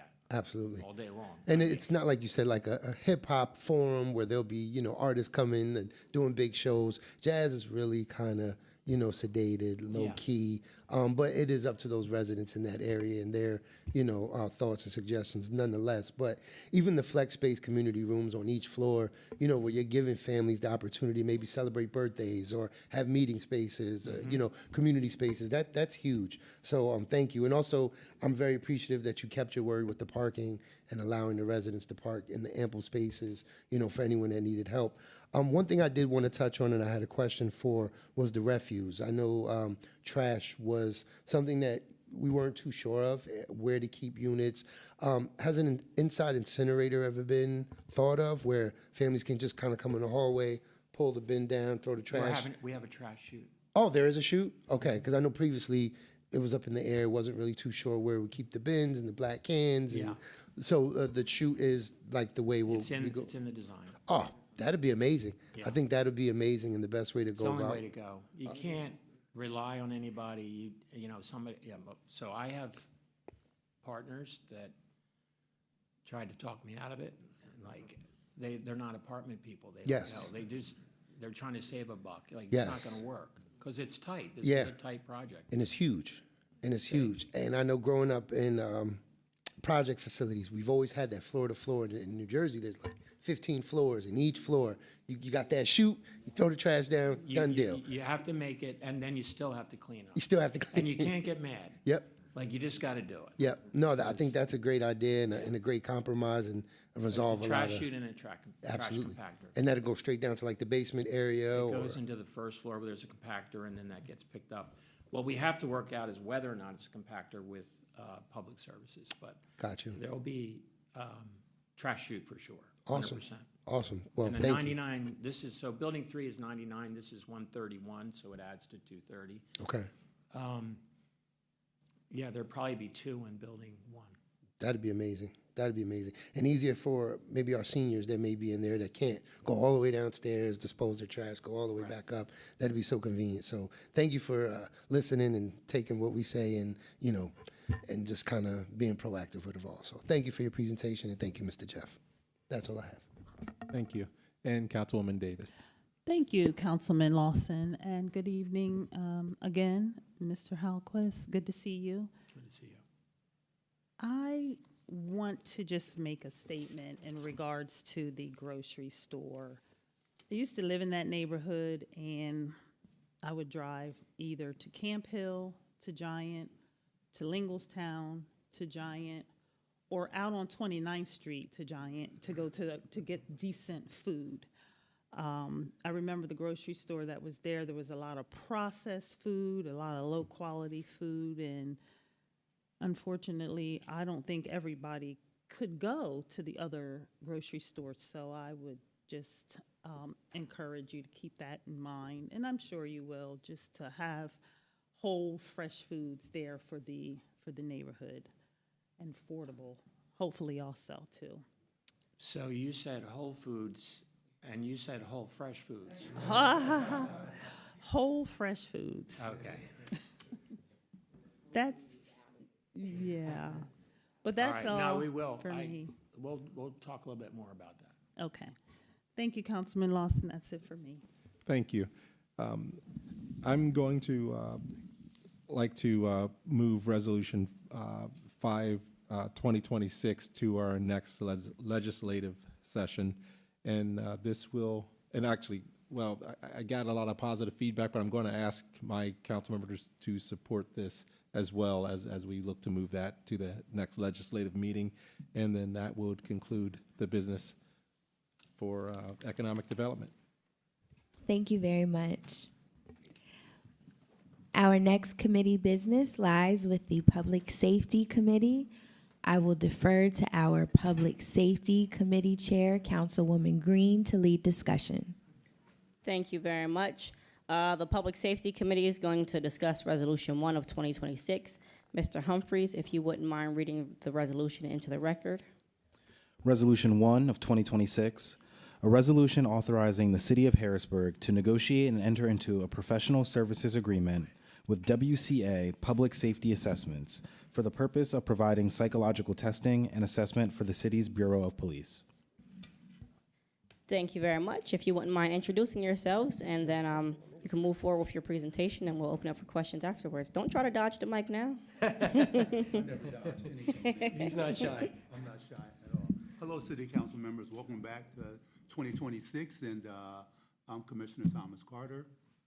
And to my right is Deputy Chief Kenneth Young. Good evening, and thank you for having us. Again, I'm Deputy Chief Young. This resolution is actually, it's an annual one that we did last year, actually for the last 2 years. If you remember before that, for the ones that have been here for a little bit, we used Dr. Laguna. Dr. Laguna is no longer in business, so which is unfortunate, and then to try to find somebody that provides these services in this area is rather challenging. So this is a resolution to enter into to professional services agreement with WCA, Public Safety Assessment, and what they are offering or what we need from them would be psychological services. I guess the best way to explain what those services are is if you look at Exhibit A. It gets into his agreement, and then on the back side, it tells you what exactly these services are for. So it would be for post-conditional offers of psychological evaluation. So as part of that hiring process, to get them into the academy and to be certified through the Commonwealth, we need to get them a psychological evaluation on them. So that's part of that service. We don't use the promotional evaluation, but that's something that we're going to begin to explore. I think that's a valid option to see where they're at as far as that goes. Fitness for duty evaluations, wellness visits, the post-traumatic stress disorder evaluations, and then you got the specialized evaluations. The ones that we use typically the most would be the post-conditional psychological evaluations for any new hires, fitness for duty, wellness, and then the PTSD after critical events, an evaluation that we're required to have. If we look at the rates from 25 into this year, the fitness for duty went up by $50 from $250 in 2025 to $300. Wellness went up from $200 to $250, and then the post-traumatic evaluations went from $500 to $525. Minor increases that I mean, it's standard when you get to this stuff. Thank you very much. I don't have many questions. Thank you for noting the price increases. That was one thing that I was going to note. And just, I guess, kind of a question. This is not just used for police, it's used for fire as well, correct? These services are also used by the fire department? This is just for the police department. Okay, because it says police, fire, dispatch, post-conditional psychological evaluation. Yeah, I think that's how he groups it together. Okay. So he provides services. The WCA specializes in public safety. So I think that's just how he's outlining it on Exhibit A. But we would just use it this would be just for police. I'm not sure who the fire department uses. Okay, I'll have to follow up on that because I know last year in the fire department's quarterly reports in quarter 1, 2, and 3, they note the consultation fee by the same company for their psychological evaluation. So I'll just follow up with them because I think they do use the same company and it's the same fee structure there. Yeah, they're hard. If you look, there's really not a whole lot of people around that do this any longer. When we lost our local connection with Dr. Laguna, this was the nearest place that we could get. And they're fortunate because a lot of the testing, we can actually bring them here. We don't have to send people to their office. So they're doing the pre-hire evaluations. They do all that stuff here for us. So. Okay, thank you. I don't have any other questions regarding this resolution. I'm going to open it up to my colleagues. I'll start to my immediate right with Councilman Lawson. Do you have any questions for Deputy Chief Young or Commissioner Carter?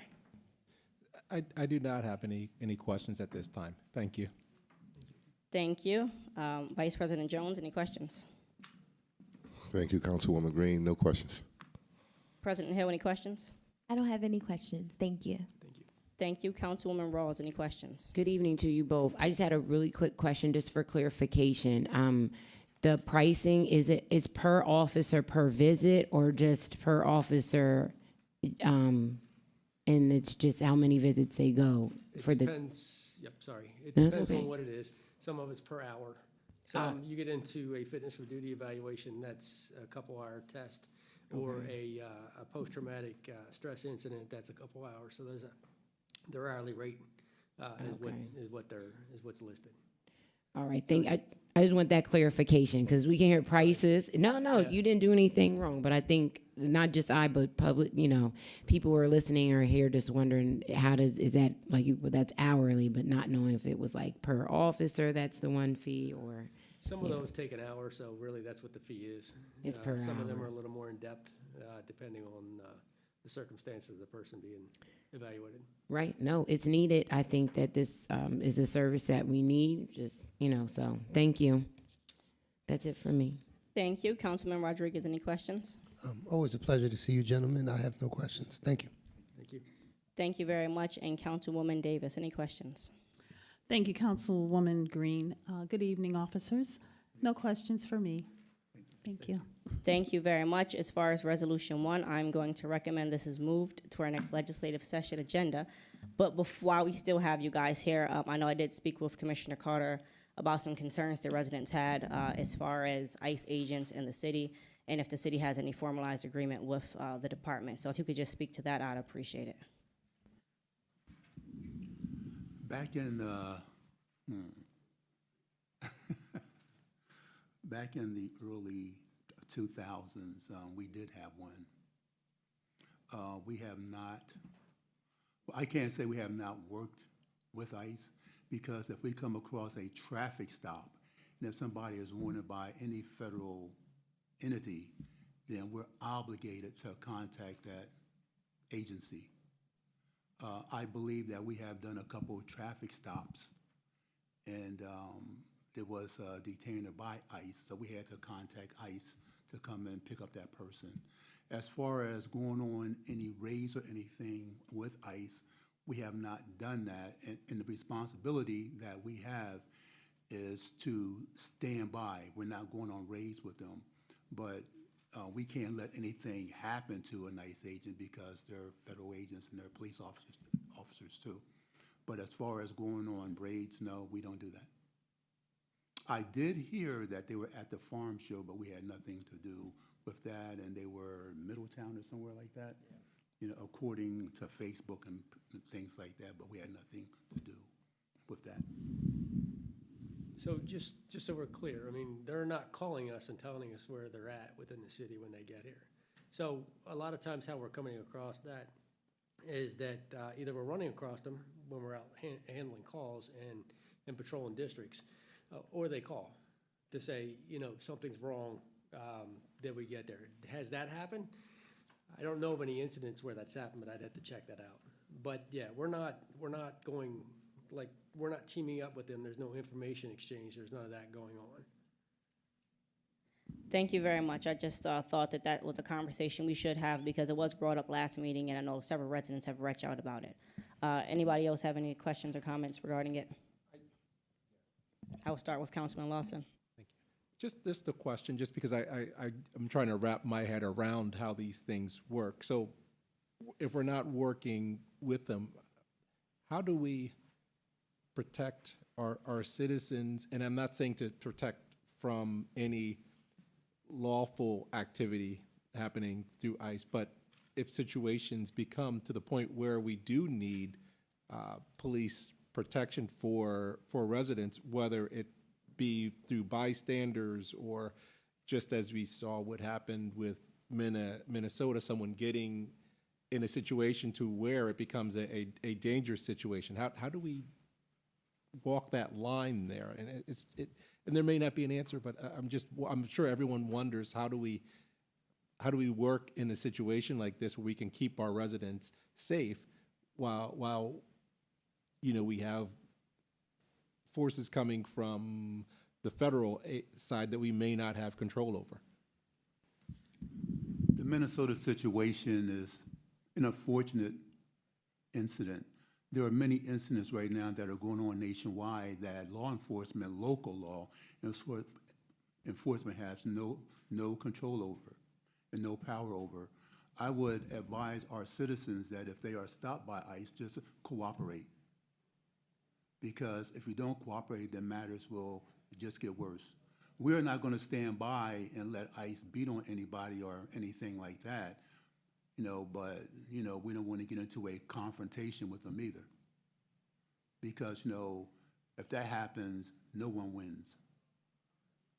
So I would just advise them to give the ID to cooperate. And usually when they're in a area, they know who they are after. They have pictures of them and everything like that. They just don't go rolling into a neighborhood and don't know who they're looking for.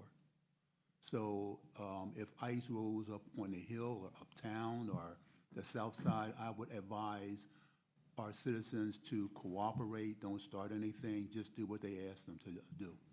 Because the Minnesota situation, you know, there's been a couple other situations like that too.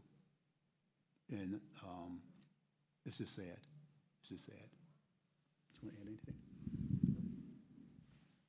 Thank you, Vice President Jones. Yeah, thank you guys, and thank you, Councilwoman Green, for bringing that up. One of the things that we are looking at, and again, for that MOU, it really wasn't a resolution, and I think there is a huge difference between the two. I think we are looking at legislation right now to put in place a resolution versus a MOU. Hopefully, we can get this through legal. I think myself, Councilwoman Ross, and Mr. Lawson, and also Councilwoman Green, are looking at this to adopt this legislation to bring it into effect. And I do understand that you guys have a duty to not interfere with the federal government. And one thing that I would appreciate that you said is that you won't stand around and watch them beat on none of our residents. So that was a good thing that we have that. But I think this piece of legislation is important to give that that feel of protection for our residents, documented, undocumented, however that may be. But and to your point, they did go around on Liberty Street. They were going around just knocking on doors and asking people, hey, who lives next door? So you guys may not be aware of that, but that did actually take place within the last week. So they are, I don't know how they're getting this information. That's one of the things that I think the people are very concerned about, but it's good to hear that you guys aren't sharing that information. And when they got to do certain things, I do understand, and I hope that our public understands that you guys have to comply or deal with those consequences on a federal level. So that's just my input on this. Thank you. Thank you. Thank you very much. Councilwoman Ross. I just wanted to say, you know, thank you for giving us some insight on what the process is with ICE, that you're not working with them, that, of course, you wouldn't let them hurt any of our residents, but how you do sometimes have, if you had to answer a call because traffic stops or whatnot, that that would be something or a reason you would notify them, but you're not willingly giving them information. I think that's what a lot of our residents were worried about. And as you stated, Chief Carter, there may have been something on the books in the early 2000s, but of now, we don't have anything set. And I think that's important for our city, just for our residents to feel safe, not taking any positions on if we agree or disagree, but making sure our residents are safe, because I think what we do see on TV right now are citizens are getting hurt. Residents of those communities are getting hurt, not people who we want to put in boxes of being legal or illegal, but it is residents of those communities. United States residents are being hurt or unfortunately losing their lives. So just having something set, and I know we have all been trying to look at some type of resolution that could come down, that could put just some things in place to help us all out. So I thank you both for speaking on that, and I thank you, Councilwoman Green, for bringing that up tonight and looking into that for not just us, but for our residents. So that was it for me, and thank you again. Thank you. Thank you all for being here, and thank you for taking the time to answer that question. As I said, I'm going to ask that Resolution 1, 2026 be moved to our legislative session agenda. And thank you all for everything that you do for all of us, because we're residents as well. I think sometimes people forget that we live here. So thank you for, you know, being there for our residents in every way possible. I look forward to working with you guys to continue to work. Thank you. Thank you. Thank you. Our final committee business this evening lies with the Parks, Recreation, and Enrichment Committee. I will defer to our Parks, Recreation, and Enrichment Committee Chair, Councilwoman Rawls, to lead discussion. Thank you, President Hill.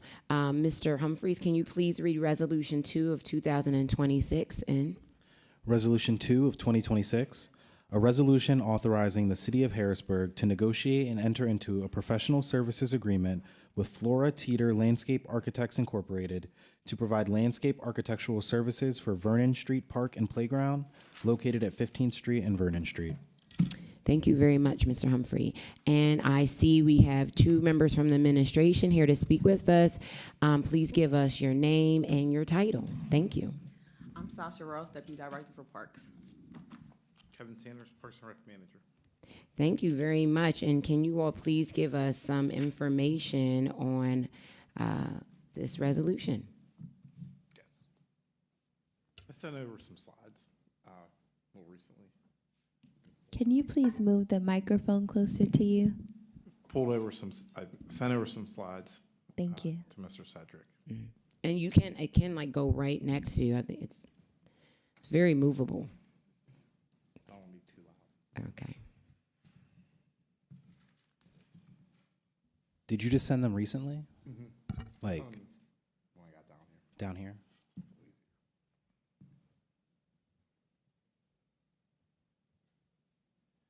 I don't have them, but we can hook your laptop up. It'd be hitty. You bring it over there? Yep.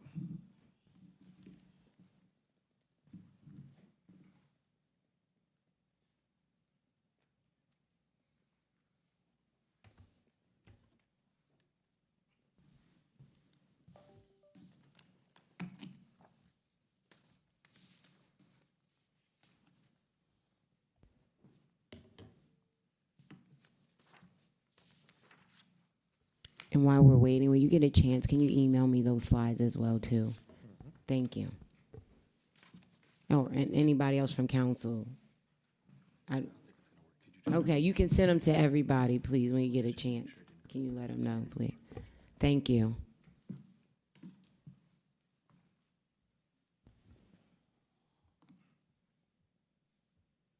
You said it won't work. It's not going to connect. It's not gonna allow your computer to run the program right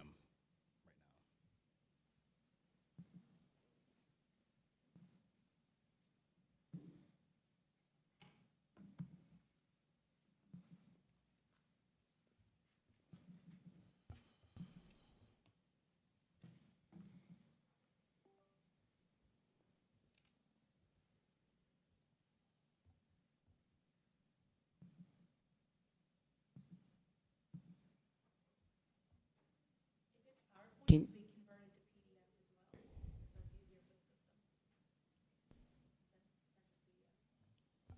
okay.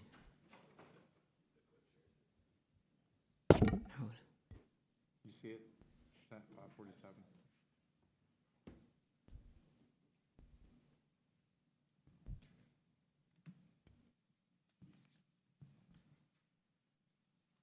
There we go. All right. The slides will make it easier. I'll make it quick. All right. So for 15th and Vernon, we're looking to basically do a project there, but the first step is to apply for a grant. So we are requesting council approval to do that. We did do a RFQ for this process. We had a few different consultants. We met with them via Zoom, myself and other members of the team.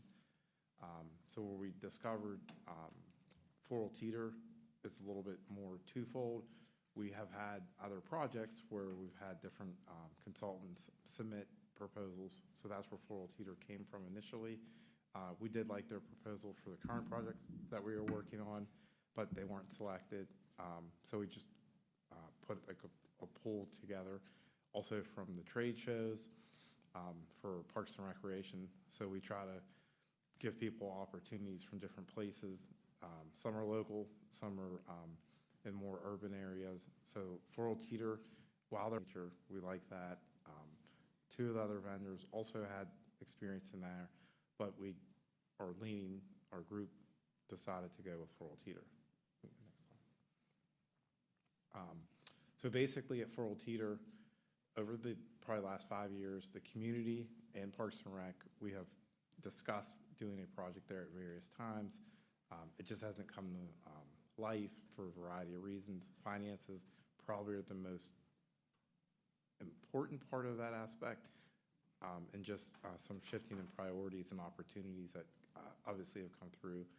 Sort of put 15th Vernon more in a standstill, excuse me, if you will. Some of the goals are to improve park functionality, enhance the recreation space, maximize the use. It is a small spot, but also ensuring inclusivity and sustainable design. Currently at the park, there are some issues there with inclusivity, which we are aware of, but also the play equipment is aging out. It's over its shelf life. It's not the only park that is like this, but is the one that's probably at the highest priority in the next group outside of Shipoke. Shipoke's more of a replacement of equipment, but 15th Vernon needs a little bit more actual work to the site. So just kind of brainstormed around, like I said, the RFQ where we had multiple proposals. We did evaluate based on ability to optimize small urban spaces, experience with urban parks, or likewise. So some of our examples are schools as well as not just an urban park, but impacting is still the same, young children. Design innovation, ADA, and stormwater. We've been able to actually firsthand inspect some of this with Rural Teeter in a separate set of projects by sort of just asking lots of questions of the consultant group and studying their website. So doing a more intrusive discovery, which isn't in this, to get the stormwater. We did see some other work that they did, which is on a separate project that we were eyeing up, which is something that you guys want to talk about, which we'll talk about secondary. So notable on their website, they did some work at the Anne Frank Elementary School in Baltimore, the Shelby Community Park, and then there's the Hamilton Elementary School. So some are Maryland and then some are Philadelphia, or one Philadelphia. They have a lot of experience in different areas. They also have a team in Pittsburgh, they have a team in Philly, and a team in Baltimore. Some of the strong alignment with the project goals for the urban space. One thing that's not on there, it is a woman-owned company. And then we really thought that these two sites were very successful. This is a picture of the Hamilton Elementary School. And then there's more of a breakdown on our website on how they came to these projects, just for more insight as well. And this one's a pretty tight space. This is actually a lot smaller than 15th and Vernon, but this just gives a little bit of mental insight of how the team was sort of thinking about 15th and Vernon, like how we can really max out all of it, not just the way we think of it, but maybe how they might think of it mixed in with how the community wants it. So for this scope, essentially, this is to help us with the grant application. It's part of the DCNR application process. Consultant gave different budgets. Theirs was actually the lowest. It also includes surveying, which we traditionally hadn't done at this phase, but we found that we kind of need to do that up front because this will minimize some issues that we've had beyond the planning stage and implementation. Sometimes we skip that and then we do it later, and then it ends up messing up some of the ideas and the concepts. One thing we do know is for this one, we'd have to have community involvement also as part of the DCNR process, which includes at least 2 meetings for the community.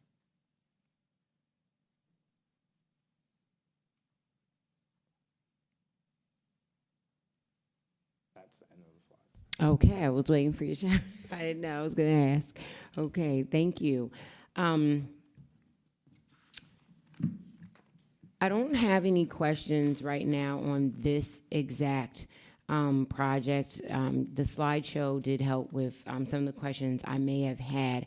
I think more so I'm just looking forward to seeing what they do, making sure we stay on our timeline, because I know a lot of residents have had questions, and I've contacted both of you with emails about the parks that are currently being updated. Are we going to meet the deadlines? What the extensions are looking like? So I think just making sure we're staying in, which I know we're staying in compliance with those, but from the perception we weren't, which is why a lot of people had questions with, are we going to meet that? So we don't have to give money back. So I think just making sure we stay with these timelines, keeping us updated to make sure, because we know it can be hard work with updating playgrounds, and you can't really do it in the wintertime. I think my biggest, it kind of does go with this project, but it does, because I think one of the things I want to make sure is we have benches under our pavilions. As we are going to update this playground and the other ones that we are, one thing that I've noticed throughout the playgrounds in the city, and I think at least I spoke to you, Mr. Saunders, about it, is just, I've been to many playgrounds where there are no benches under the pavilions, or there's just one bench, but it's out in the sun. And I mean, I don't want to be cooking while watching my kids play. You know, I would like some type of shade. And so I think like just making sure that that is there. I think thinking about what the residents want it is important. Like you said, you're going to be having the 2 community meetings. So like I said, I don't particularly have any questions, just making sure as we're going through this process, we're making those playgrounds in a space where people can sit, participate, but most importantly is what the residents are asking for, or trying to come to some type of compromise. They can't get everything, but like how can we meet them in the middle? And just one last thing, and then I know my colleagues have questions. I don't know what it looks like I hope we do get some spray park systems. That's since I've been on council, it's like a big thing for me. Spray pads, spray park, like another place where residents can be near water, can play in water. Everybody's not going to go to the pool. So I think as we update these playgrounds in Vernon Street, just thinking about that concept, which I did see one of the pictures up there. I know it wasn't our park, but showing how Teeter does work with small areas, and I saw that was one of the things that they had there. So, you know, just making sure that is a part of a plan, or at least thinking of it. So I'll start down to my far right with Councilman Lawson. Do you have any questions? Thank you, Chair Rawls. I think the slide may have answered it. I saw the budget of 19,000, but then I see deliverables or the plans. Basically, we're paying them for the concept at this point, and we'll get a larger budget, I suppose, once we get that plan straightened out. You did note that they were the lowest cost. Was that the reason for the selection, or was it for their overall work? In this mode, what we kind of got into was who we think can deliver us the concept the best way for the grant application. And then if everything works out and we get the grant, we would potentially go back with them. You don't have to, but ideally you want to go back to this. We're utilizing them for a service right now to help us develop our grant and provide concepts. That way they're not looking like we just drew them, but they're actually concepts that would go in the park. And there is getting community feedback and things like that, actual designs. They're not the final designs or anything like that at this phase, even when they're done. Yeah, that would come after we got the grant approved. We'd have money to change up those things. Okay, and then you did get them because you liked their work product and not just because they were the lowest cost. Correct. That's yeah, we actually really weren't focused on their cost. Okay. At all. We were really focused on what we thought what group could do the best. Okay, great. Thank you very much. That's exactly what I wanted to know. Thank you. All right. Councilwoman Green. Thank you very much. I don't have any questions. Vice President Jones. Thank you guys for your presentation. I know Councilwoman Ross pretty much touched on it, but I would ask you to expound on timelines. I'm talking about the parks in general, from 7th Reservoir. I knew when the one time you guys came in front of us, we were kind of pushing it. And again, if there was an extension, just so the residents can actually hear that process. Sure. So for that project, 7th and Radnor, Gorgas, Reservoir Park, and Wilson Park, we did have another extension for 3/3 of 2026. And that's recent. Okay. We realized that we weren't going to finish for a variety of reasons. Reservoir's still going to have some issues finishing, but we do think we'll be able to get the No majority. clawbacks. No clawbacks. Yeah. All right. Outside of Reservoir, I can't really speak to things. Okay. Reservoir's very difficult. Yeah. My other question is with the Vernon Street project. You know, that design looked pretty good. My concern is the streets, Vernon Street itself, the one coming out of Mayflower, you talking about the alley? the alleyway, definitely for sure. That's, you know, axle bending road there. Coming out of Hamilton Health Center, Yes. that one too. That's 15th, isn't it? Yeah.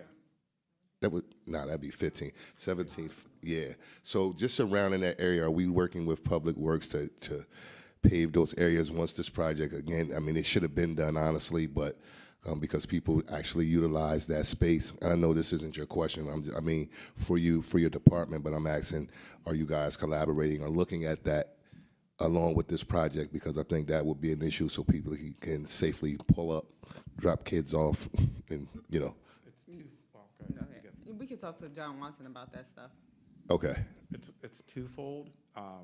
So on the road where the alley is, the walkway has been washed away for about 10 years. So the wall that's at the park, we installed a wall in 2017, and around this actually in late December of that year, and part of it's starting to give.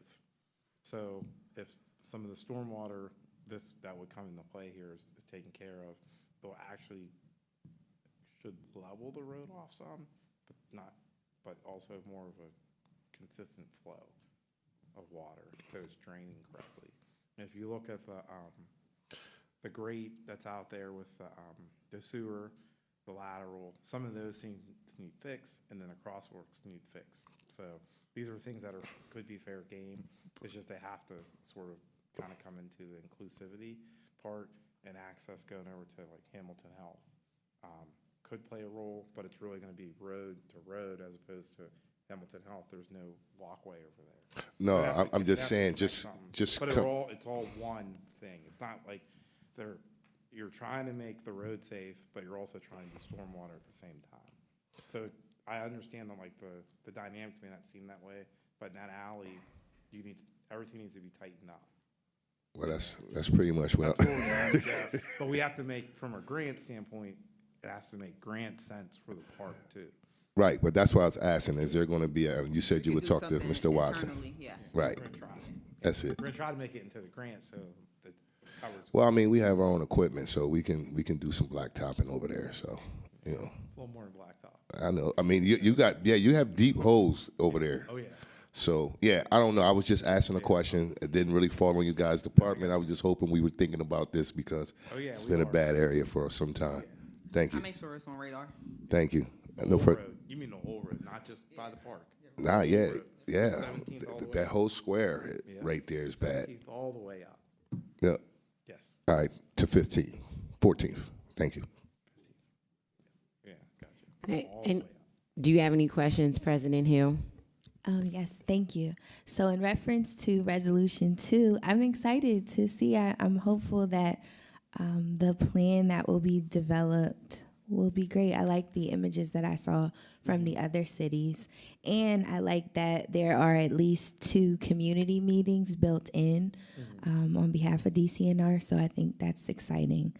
In reference to Resolution 3 of 2026, I asked Mr. McCutcheon earlier, can you speak to the pool improvements funding or the limited amount that was expended so far on Phase 1? Yes, so we're still waiting for the consultant to finish a scientific study Okay. at Hall Manor. Mhm. There, after talking to Lamont, there did seem to be some goofy things that he said come correct. So we've had some things go down.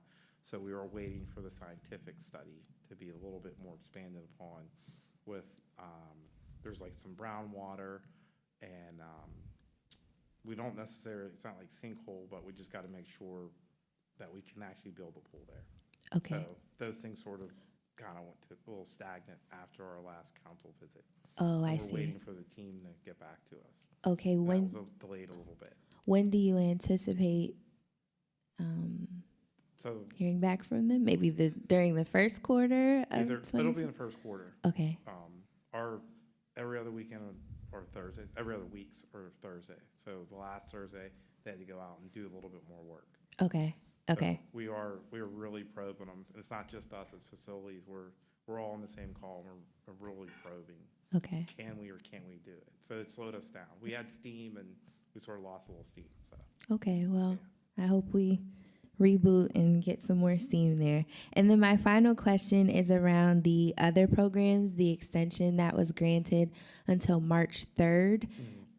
Do you believe that that is a reasonable deadline at this point? Do you anticipate an additional request of an extension, or we don't what are your anticipate thoughts? another Okay. request. We have went as hard as we could at things weather related. It's a kind of a daily conversation. We are meeting with one of the vendors specifically each week to sort of go faster.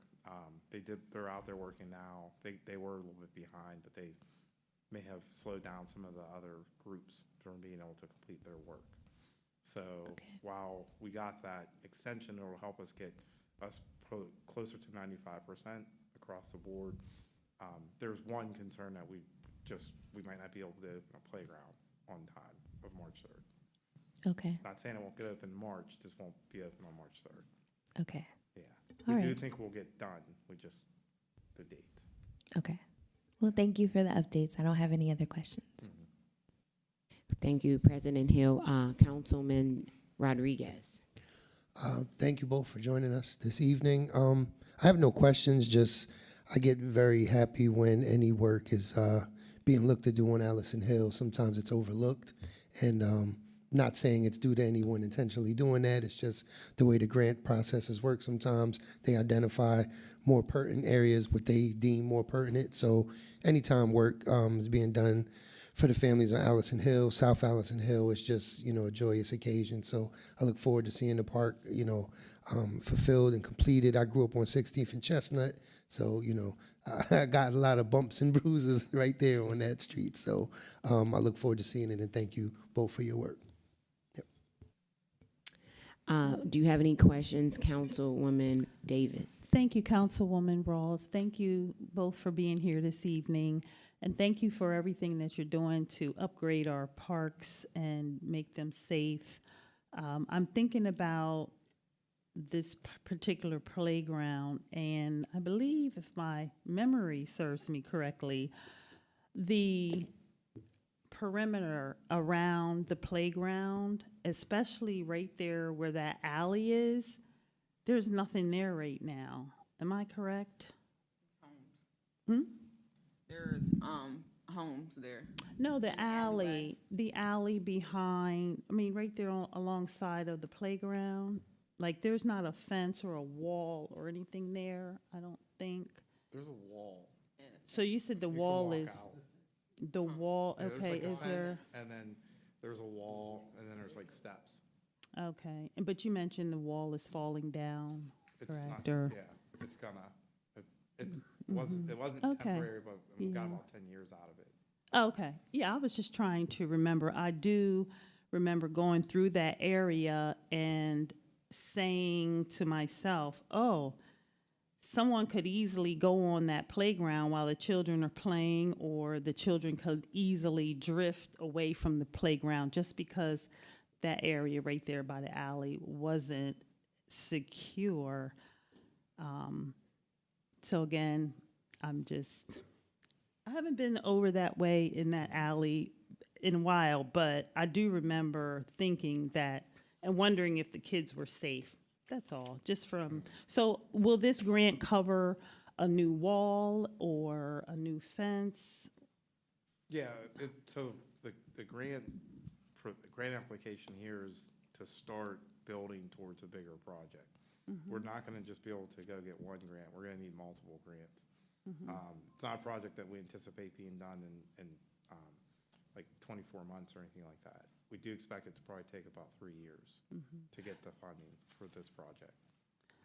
Yep, so just because of the traffic that goes through that alley there and all the cars that drive through there, I'd like to see that whole side secured so no one can go up on in that playground and the children can't branch out into the street, into the alley while they're chasing their ball or, so that's my only concern with that playground. But thank you very much for all that you do. And that's it for me, Councilwoman Rawls. Thank you.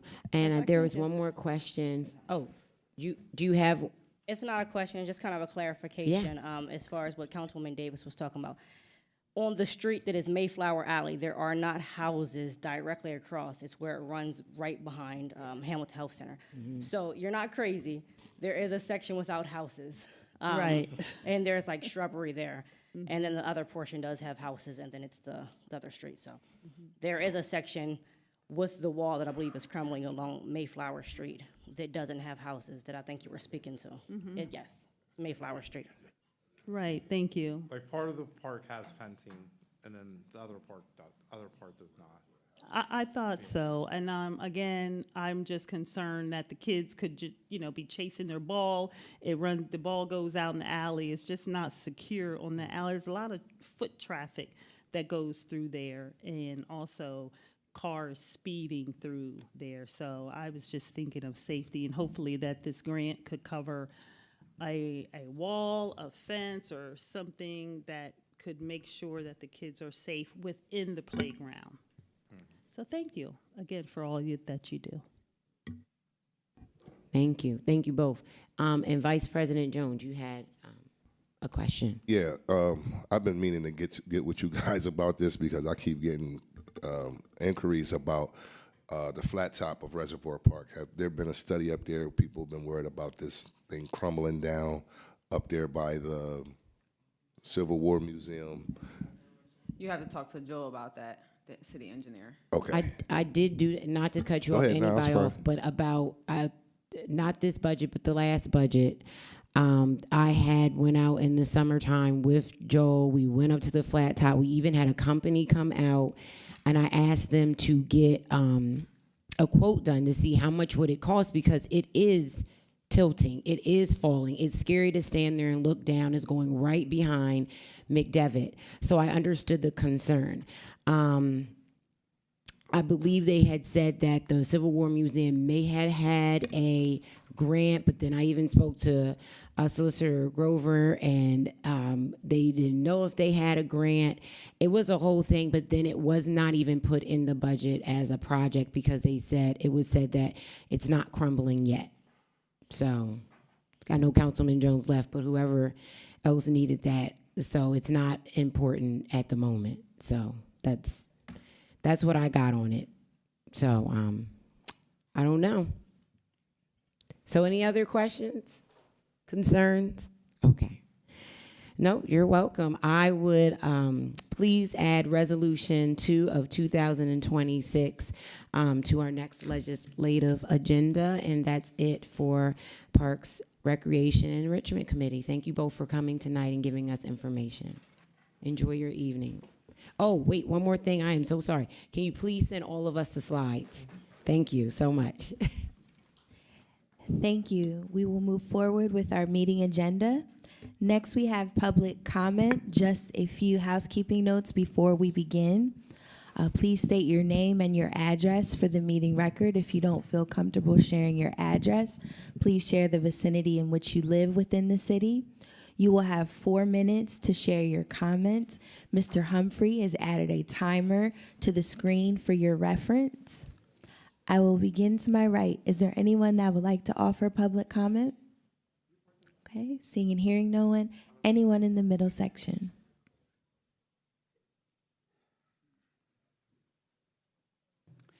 Good evening, council members. My name is Stella Rain, resident of Steelton Borough.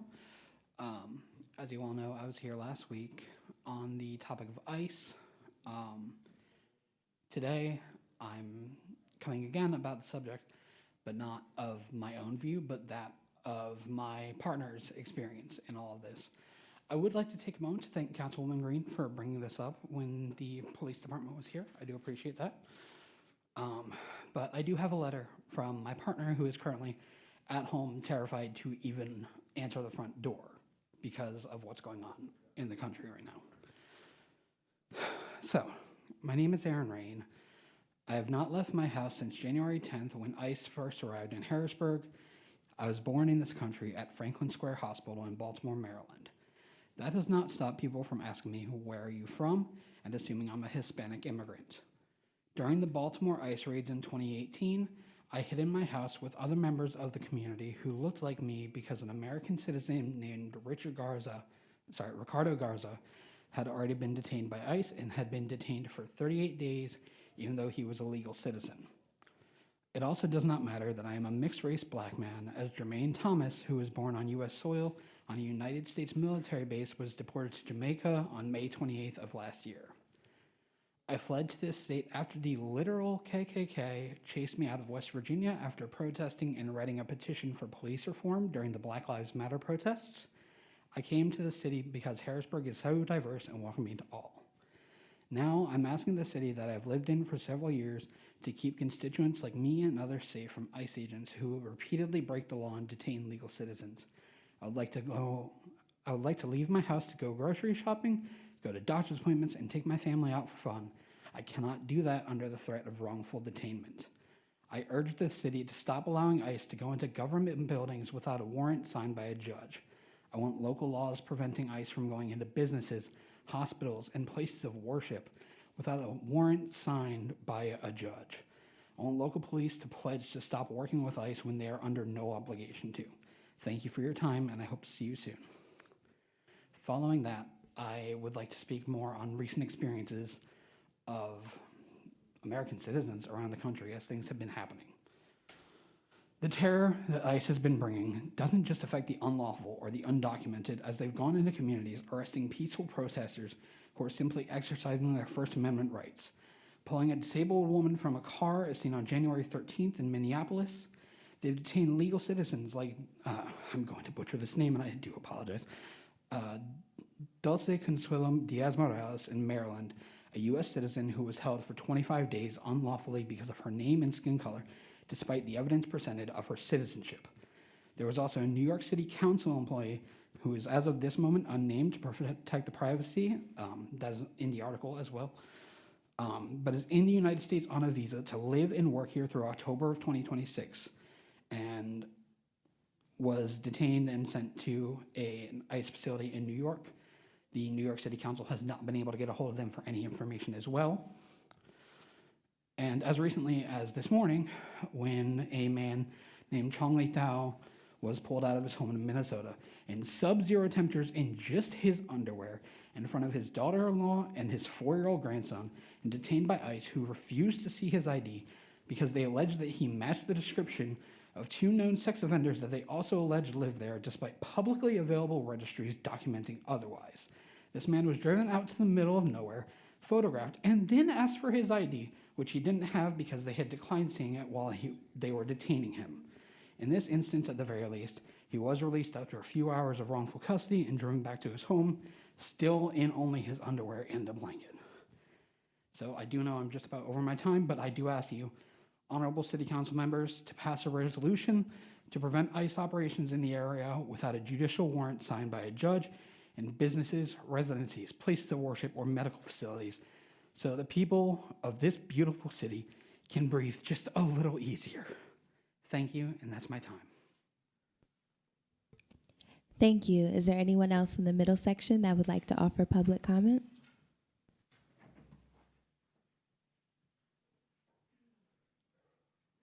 Good evening to the council. My name is Kia Fowler. I am a new homeowner on North 5th Street as of Wednesday. So I'm very excited to be here. Thank you very much. I grew up here in York County, well, not Dauphin County, but grew up in York County. I've been very privileged my whole life. Grew up middle-class family, never any concerns. Obviously white, so I've never actually had to worry about a lot of the things that majority minority people worry about. I have had the privilege of being an immigrant. So even though I was born here in the US, I immigrated to Australia for a couple of years and was there during a lot of turmoil. So I am familiar with a lot of the fears that a lot of immigrants have when it comes to interacting with not only hostile civilians, but when it comes to law enforcement as well. Many immigrants are just here, whether they're documented or not, are just here trying to make a better life for themselves and are so afraid to step even a toe out of line because of the repercussions that could happen. It's been really dismaying to see the actions of ICE in our communities, and I think thank the council members for their comments when the police officers were here about their focus on keeping Harrisburg residents safe. I really want to make sure that if something like Minneapolis comes to Harrisburg, that the residents, documented or undocumented, are all being protected. I would really urge the council to look at passing some kind of law or resolution just to prevent 287G from being enforced here in Harrisburg. I would really like to see the focus on local police protecting citizens and not cooperating with ICE as much as possible. We've seen many instances of ICE in Minneapolis and Minnesota at large violating people's due process rights, various other constitutional rights.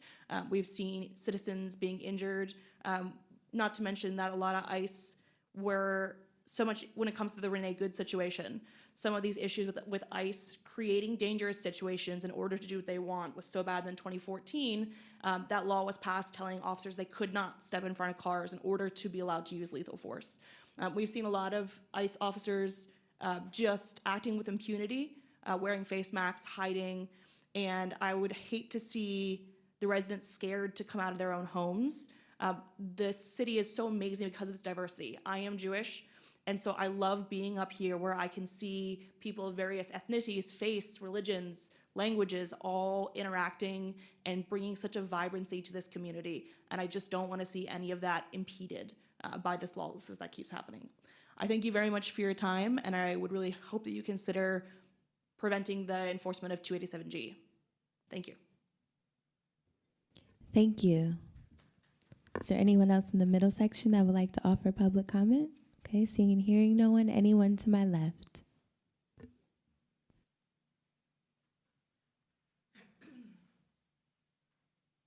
Good evening, Council. Libby Prophet, Chestnut between 20th and 21st. I understand this ICE issue, but we have to keep in mind that the President did say, effective February, if we do become a sanctuary city, that we will lose funds. So consider that. You don't want to, what they say, bite off your nose to please your finger, right? I'm an immigrant. I've been in America since 1983. That's 40-something years. I've been in Harrisburg. I left Germany in 2007, so I've been in Harrisburg for 19 years. The point is, it is difficult. But if our residents came into the country illegally, then that is a crime. ICE are federal agents. Their jurisdictions is federally, not by the city. If the individual have come into the country via a visa, whether it's an F visa, a B visa, you know, they will have something called an I-94. This is an entry document. If they overstayed their time, then that is a civil, not a criminal, and they won't get the same type of penalties. Now, if you do want to help your visitors that are in here without justification, if they have an I-94, then we can try to move them towards agency that can help them, you know, to become legal. But to become a sanctuary city is not a good move. You're going to lose your fundings. You're actually acting against your parent, and your parent being the federal government is not a good move. And yes, the goods, and there's a lot of things going on. But you know, if you jump in front of a car, an ICE agent, an armed officer, and you go, I mean, that they're justified. There are a lot of things that they're doing that is very justified. And if you go ahead and you allow these criminals to control the city and come and cry and listen, if you're a citizen, then you have no problem. If you're not a citizen, yeah, you have a problem. But ain't nobody want nobody in their backyard unless they're invited. So don't go, you know, coming here crying. We're not in the Holocaust. This is not a slavery movement. Stop using other terrible things to justify what is going on right now. And this is just a simple federal agents trying to conduct their jobs. Thank you. Thank you. Is there anyone else to my left that would like to offer public comment?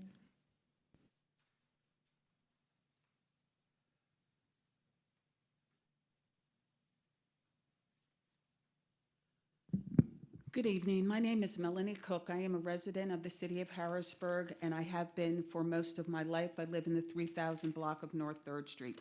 This wasn't where I was going to begin, but let me begin by saying that I do not live in pre-Nelson Mandela South Africa and will not be producing identification unless it is warranted. The second point is, if we are talking about if you are not invited here, you should leave, most of us in this room would be gone. I am of Siligie, Cherokee descent, and I can assure you we would like North Carolina and the southern states back. We have to be aware that there is a process under which that has existed in this country for many years.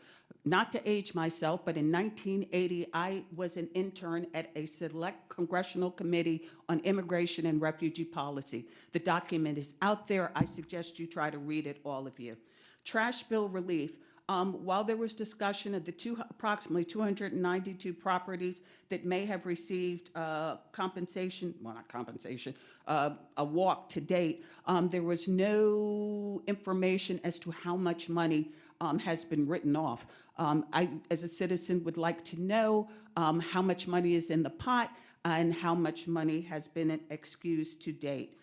With respect to the project at 1332 North 2nd Street, I do want to commend the city council members, particularly Ms. Rawls, for her pointed questions and looking out for the existing tenants. When these new projects come in, we want to applaud them, but there are 5 people, or at least, who have been living in these buildings, no doubt, for many years, and very easily it could be flipped in a way that they would be out and what they are required to pay would be increased greatly. I also commend President Hill for her question with respect to what is making you produce 28 affordable units, and note that the response was, we have been educated by others about the feasibility of affordable units.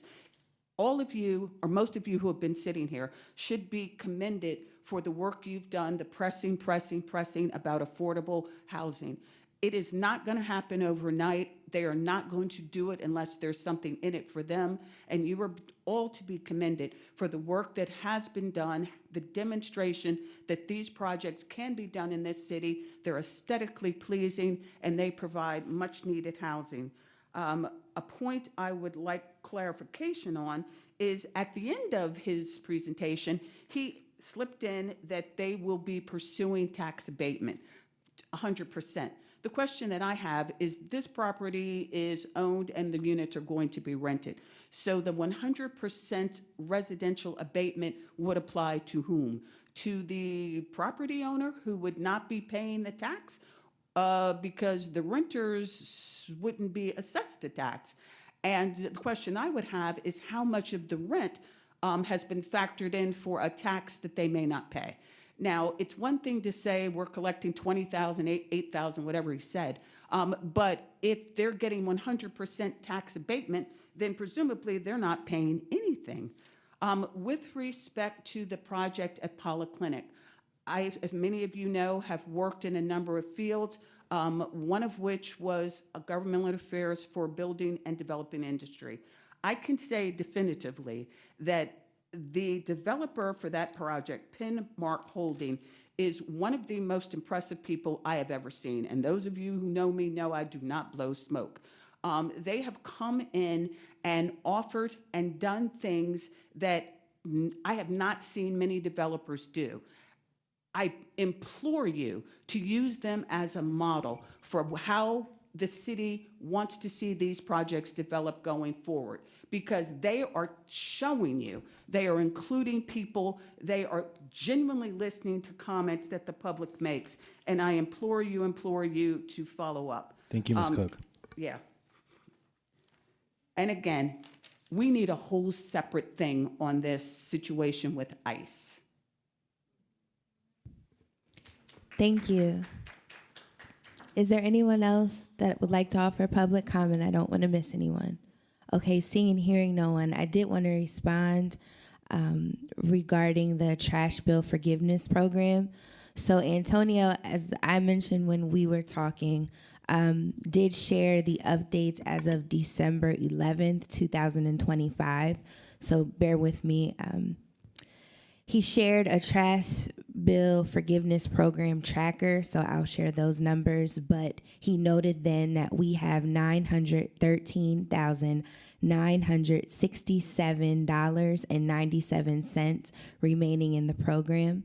The Phase 3 list of residents includes 575 residents and is currently being reviewed by the administration to ensure there are no employees, elected officials, landlords, and businesses on the list.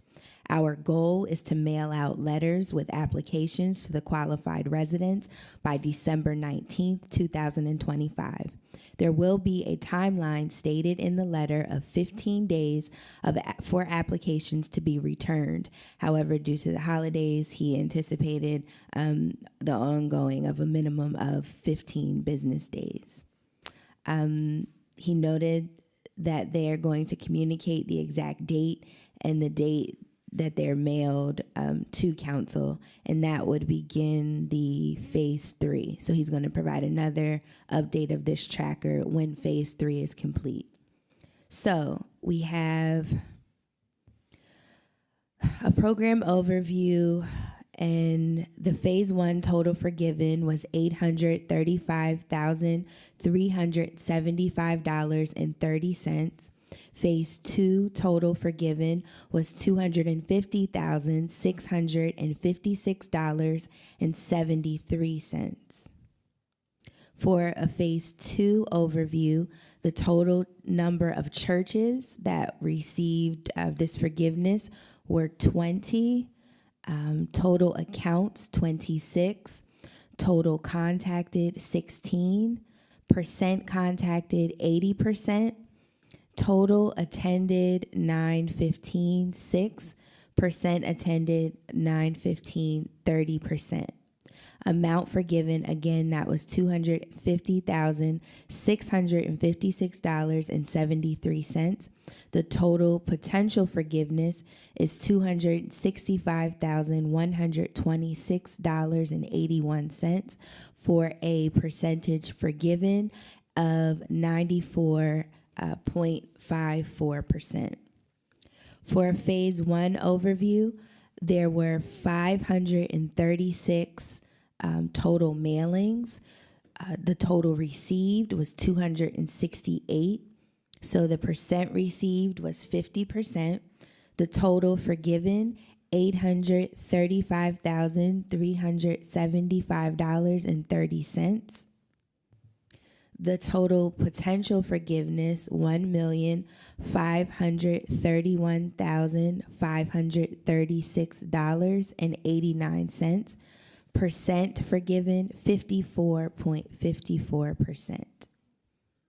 The largest forgiven was $8,534.04.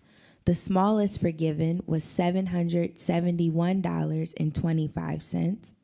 The largest possible forgiveness is $9,536.05. And the smallest possible is $35.57.